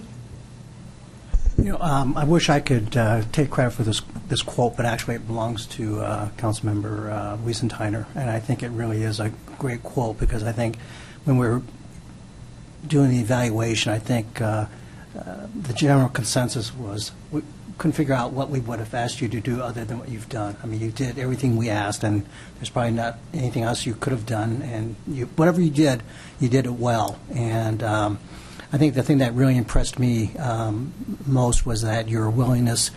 Well, number one, you stepped into the fire, but I mean, aside from doing all of the policy issues and leading the city, you basically made a personal effort to learn the community values, and you became part of the community. And I really, it sort of echoes what Councilmember Weicker said. I think that commitment by you and your family, and frankly, Todd he's not here. I don't know why, but he's not watching now. Oh, okay. Shout out to Todd. But I mean, I think your entire family really, the support that they've given you, I think, is something that we should definitely appreciate and thank them for as well. But thank you for a job well done.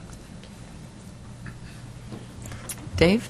Just quickly, I just think we're very lucky to have you here, and we're glad that you're part of the city. And it has been a Herculean year, if there is such a thing. And it's not only the the outcomes that you drove and the engagement that you had, but it's the number of fronts that you had to battle upon, and were able to prevail on that.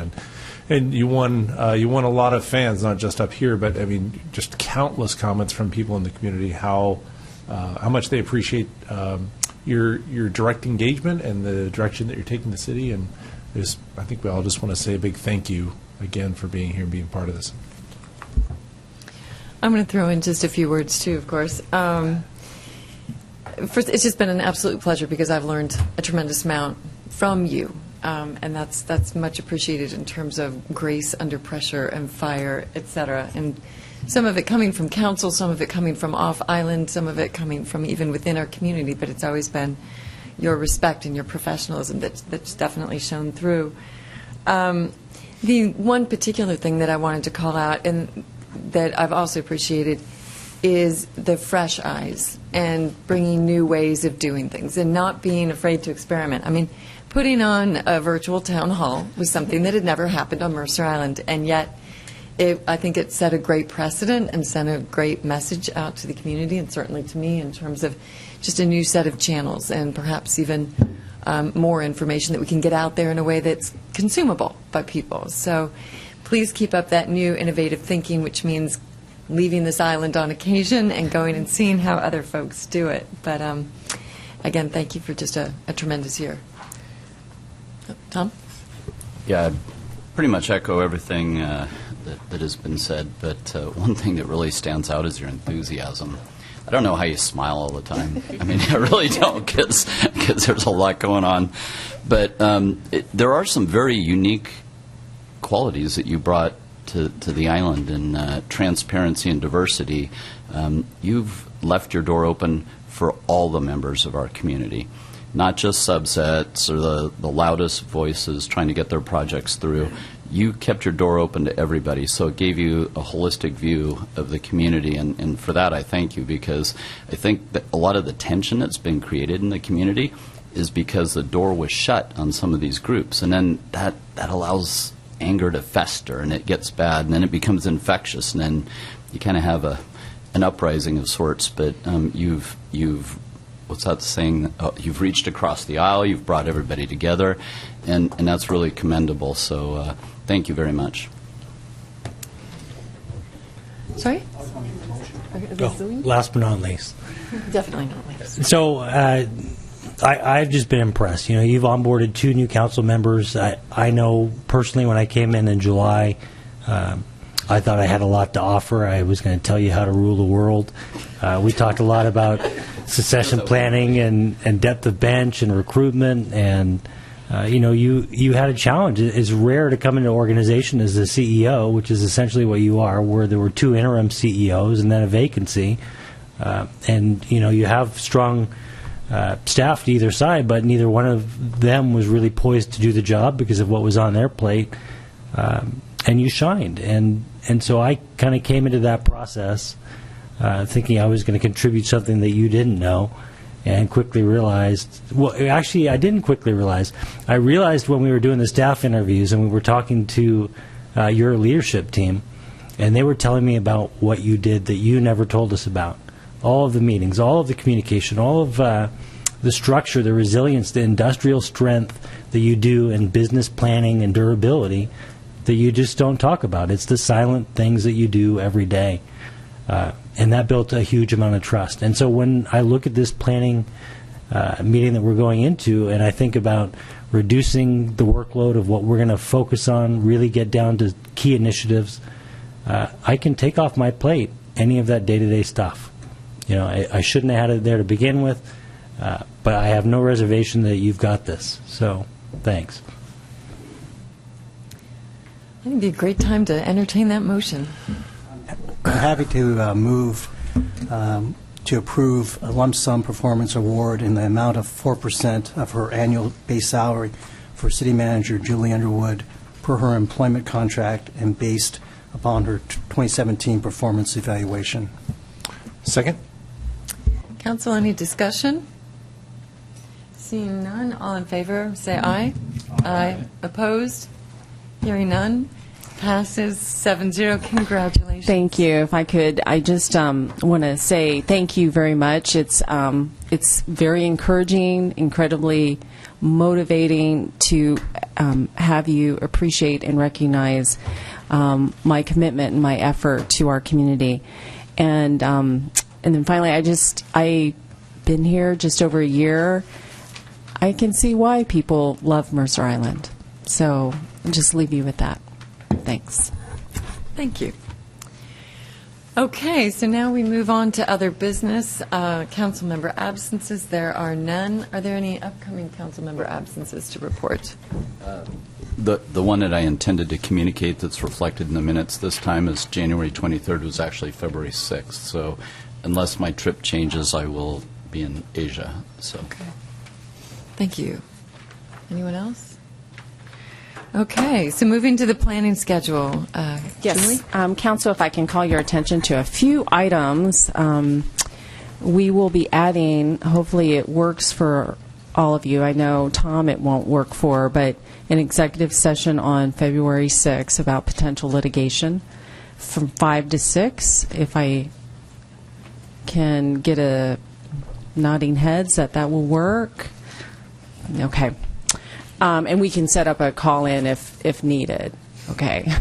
I don't know. You're 14 hours ahead. What time zone? Your judgment. It's Shanghai. Okay. We'll set one up, and if you're inclined, we can do that.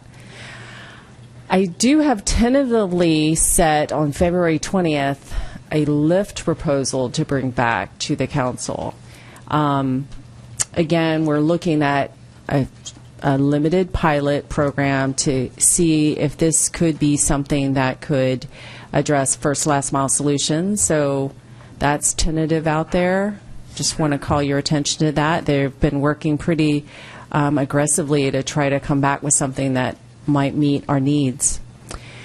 And then on March 6th, I hope you're okay. I am really interested in providing more study sessions. So I have asked Scott Greenberg to bring his staff to talk about code compliance. So recall that we have half FTE dealing with code complaints like signage complaints and tall grass, those kinds of residential, commercial complaints. And then recall you authorized another half FT to deal with code complaints regarding really kind of on the as we're building new structures and making sure someone is kind of bird dogging those things. But I would like to come back and talk a bit more about code compliance, what's involved, how we prioritize that how many cases we have, just so you have you and actually the community has a better understanding of what's involved in that program. And then finally, we're hoping to schedule on March 20th your study session, again, a discussion about first to last mile solutions around bike peds. So it looks like on Saturday, you might get on a e-bike from Lime Bike. They're going to let us borrow one of their bikes so you can hop on it and take it for a ride during the planning session, during breaks. And so no wheelies or anything like that. But it is really cool that they may come back out on this study session and we might even have maybe staff member from Seattle and Bellevue because they're obviously quite ahead of this, but it's really promising what's out there that we might be able to provide. So we're looking at doing that on March 20th. So that's all I have. Great, thank you. So board appointments, there's no appointments this evening. And then we'll move on to council member reports. And Benson? I have a few things. At the last PIC meeting, actually, this was on January 10, and I understand that the city manager has met with other city managers as well. But there was a discussion, presentation really about the Voting Rights Act in the state of Washington, and this act just a few days ago passed the Senate, and so it's now before the House. But the measure opens the possibility of court challenges to cities, counties, and school districts to push them to switch from at-large to district elections in areas where large minority groups are present. And so there's, I'm not sure whether or not this really impacts us, but on the other hand, other cities have expressed concerns about what appears to be a relatively low bar in order to challenge a city's electoral process. Some of us will be at action days tomorrow, so I'm hoping we learn a little bit more about that legislation. Might apply, I'm hoping, to just bigger cities because I don't know how we would do that here. So as you think about it, and a lot of that is to address, as you probably know, the huge, I think, a Department of Justice investigation in the city of Yakima about that issue. But it's interesting, and thanks for raising that because we'll pay attention to that tomorrow at the EWC conference. Great. And the only other thing I have is that today was it today? Yeah, no, it was yesterday. When was the exit? Whatever it was. Okay, it was.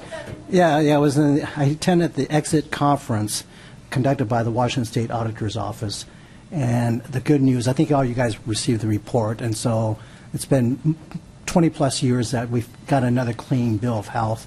But the auditor sang the praises really of LaJuan Tuttle and also Francine Lake, and so the other members of the staff, but really praise those two individuals for all the help and cooperation that they provided in providing information to the state auditors. And so, anyway, kudos to the staff. And, again, we have another clean bill of health. And this audit was for 2016. Okay. So. Next, Wendy. So I'll just say that the King County Conservation District, where a piece of our property tax bill goes, is starting a 5-year planning cycle in the next year, so be looking out for different ways that the city can get some money and apply for grants for farming, tree canopies, sustainable food systems. That process will be complete the next year, so you'll be hearing about that. The Emergency Management Advisory Committee is having a planning session on the 13th of February to sort of talk about what their deliverables are for the next year ahead and where any money coming through the federal and state budgets might be available. And our Jennifer Franklin is part of that and does awesome work and is highly regarded and recognized in that space. And then I wanted to bring to your attention on February 28th, the Sound Cities Association is having another networking dinner, and Mayor Jenny Durkin will be there. If nobody's heard her speak, it might be worth your evening. She's quite dynamic and engaging, and really cool to hear what's happening in Seattle under her leadership. And finally, another plug for the Youth and Family Services breakfast people. If you can't come, at least write a check and tell your friends and neighbors to go. We're hoping to get 650 people in the room to raise another $350,000 this year. It's a huge part of the budget, and we really need the community support. Tom? I'm not on any committee, so I don't have a report out, but I got a couple emails asking when the next Parks Board is going to meet, so at some point we got to get back to those folks. Okay, great. Celine? Bruce? Speaking of SCA dinners, there was one last week, I think, and Dow was the guest speaker. He gave a very interesting speech on tax regressivity and the need for reworking of Washington's tax code. It was I think, a well-received speech and a very meaty and important topic for us to all be considering going forward. I won't be at the SCA dinner next month. Last Friday there was a SCA board retreat. The idea was that we were going to talk about vision going forward. They're a bit stumped by virtue of the success they've had. The goal in the past was to get all the cities involved, and they've now accomplished that. And so they were left a bit with what now? And so a lot of the talk was around how do we move forward from that stance to doing even more good things as a entity that pulls together the views of all of the cities in the region. So it was a good, I think, a good day, time well spent. AWC, I'll be there along with Wendy, Debbie, and Julie. I know there is a breakout session on specifically this voting issue, but it is on Thursday, not on Wednesday. So I'll see about attending that. But I know, Wendy, you and I were both tagged about an energy session as well. So we'll have to figure out how to split our time and do these different things. But looking forward to that. That's it. Dave? Sure. Two things. Quickly, in the Open Space Conservancy Trust, you heard in opening comments that there was the beginning of discussion about adding other open spaces to the trust. And so that'll be a discussion item later this week. And then a utility board, we're starting to begin the process of discussing the replacement of the Lakeline sewer over the next 20 years. So this is a massive project. To give you an idea, we've completed 1 mile so far of 16 miles of that total system. So it's a big 20-year project. And I have a friend of mine who still doesn't understand that I'm on the city council. And he said, that's we're living with a failing infrastructure. And that's a comment I think a few of us have heard over email. And the fact is, it's not a failing infrastructure. It's just the nature of living with an aging infrastructure. And much of Mercer Island's infrastructure was built in a single decade in the 60s. And so it ages at the same rate. And what we will do is do a massive preparation and inspection portion of that rebuild, rather than replace it all at once. We'll find that there will be pipes that don't need to be replaced and others that are failing and have priority. But I think that was a bit of an epiphany for me, that how the island was built out. And some of that section is easy to get to, and some of that is extremely difficult with divers and support staff on the shore. So that will be coming to us in a council report pretty shortly. Great, thank you. Just a brief comment on the East Side Transportation Partners. We did approve the new legislative priorities there, and it was great to be able to work with Wendy and a couple other folk. We actually have a new category. I forwarded it out to everybody, by the way. There's actually a new category within ETP's legislative priorities that focuses on data, new technologies, bike, and ped. So it's kind of interesting to think that particularly bike and ped data and technologies had not yet appeared, but it was good to bring it forward. In particular, one of the reasons that we wanted to make sure that that showed up was as we go forward with the Aubrey Davis Park planning and hopefully eventual implementation, it's anticipated to cost millions of dollars potentially. And as we help the other East Side communities build out their bike ped infrastructure, we can hopefully start to create some best practices and standards there. So that's some of the logic. The other thing that I wanted to bring up with fellow council members is a request. I hope Allie's not here tonight, but that you've actually completed your sheet with regard to the boards, commissions, councils, both on island and off, that you would like to participate in. I think there might have been a little bit of confusion, not completely sure, but these are both on-island and off-island boards. The ones on island in particular are advisory. They are not voting boards or councils, such as the Arts Council. Things that require council action do come back to council. So maybe that was one point where maybe the situation wasn't quite as clear. The other point that I wanted to bring up is that the process, at least based on my conversations with many council members, current and past, is that it has worked pretty well. It's the opportunity for council members to choose their areas of interest, to choose what works with their schedules, their personal schedules based on morning or evenings, et cetera, et cetera.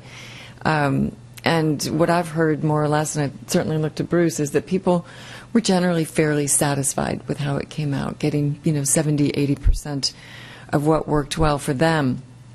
The other area that that I've suggested, and Salim appreciated his support as well as Julie's, is that we bring back to council the planning session the process by which citizens are appointed to boards and commissions, such as the utility board, open space, arts, et cetera, et cetera. We did look at that, I believe, approximately a year-ish ago. My calendar memory is not perfect. And at that time, council had decided to keep the current process, which is that we solicit applications from the community, staff reviews them, makes a recommendation to the mayor, and then the council would vote on them as a whole. One of the proposals that I think Julie will be bringing forward to us for discussion across council is that actually, again, we would solicit citizen applications. There would then be staff review working with a subcommittee of council to come up with a recommendation to the full council, so that we can bring more council members into that process together with staff in terms of making sure that we get the great balance of citizen input on those all-important boards and commissions. So you will see that coming up through the Planning Commission, and I look forward to your feedback there. So with that, anything else? Yeah. I'm one of the people that didn't fill out the spreadsheet that Allie asked for. Mostly because I wanted to get through the planning session because I need some direction. I don't, the off-island stuff I get, I can fill that out. I've talked to some of our regional leaders and got their input, but some of the other boards and commissions, some might be sunset, some might be permanent. So I was thinking that it might be more prudent to wait until the planning session. So when I know more information. So if I need to fill it out right now, I can take a stab at it, but would like all of your thoughts on how that works. Well, I would suggest you go ahead and fill it out. I know, and I was remiss not in mentioning that Julie will be raising, the whole conversation of some of these boards and commissions, not the off-island ones, but the on-island ones, to make sure that, that basically we're utilizing both community and staff resources optimally. At the same time, in the conversations that Julie and Salim and myself and a few other from the staff had, is that we don't want to stop the work that's going on right now. So rather than just bring everything to a halt, that we go forward and we operate as if they'll continue. We'll have the discussion at the planning session, and then in the event that anything changes materially, we can make adjustments accordingly. We'll just be that agile organization. So I would encourage you, if you haven't yet, to please fill out those, and we can go forward with that. Does that help? I'll do it. Cool. Thanks. All right. Well, any other comment, feedback? If not, the meeting is adjourned at 9:46.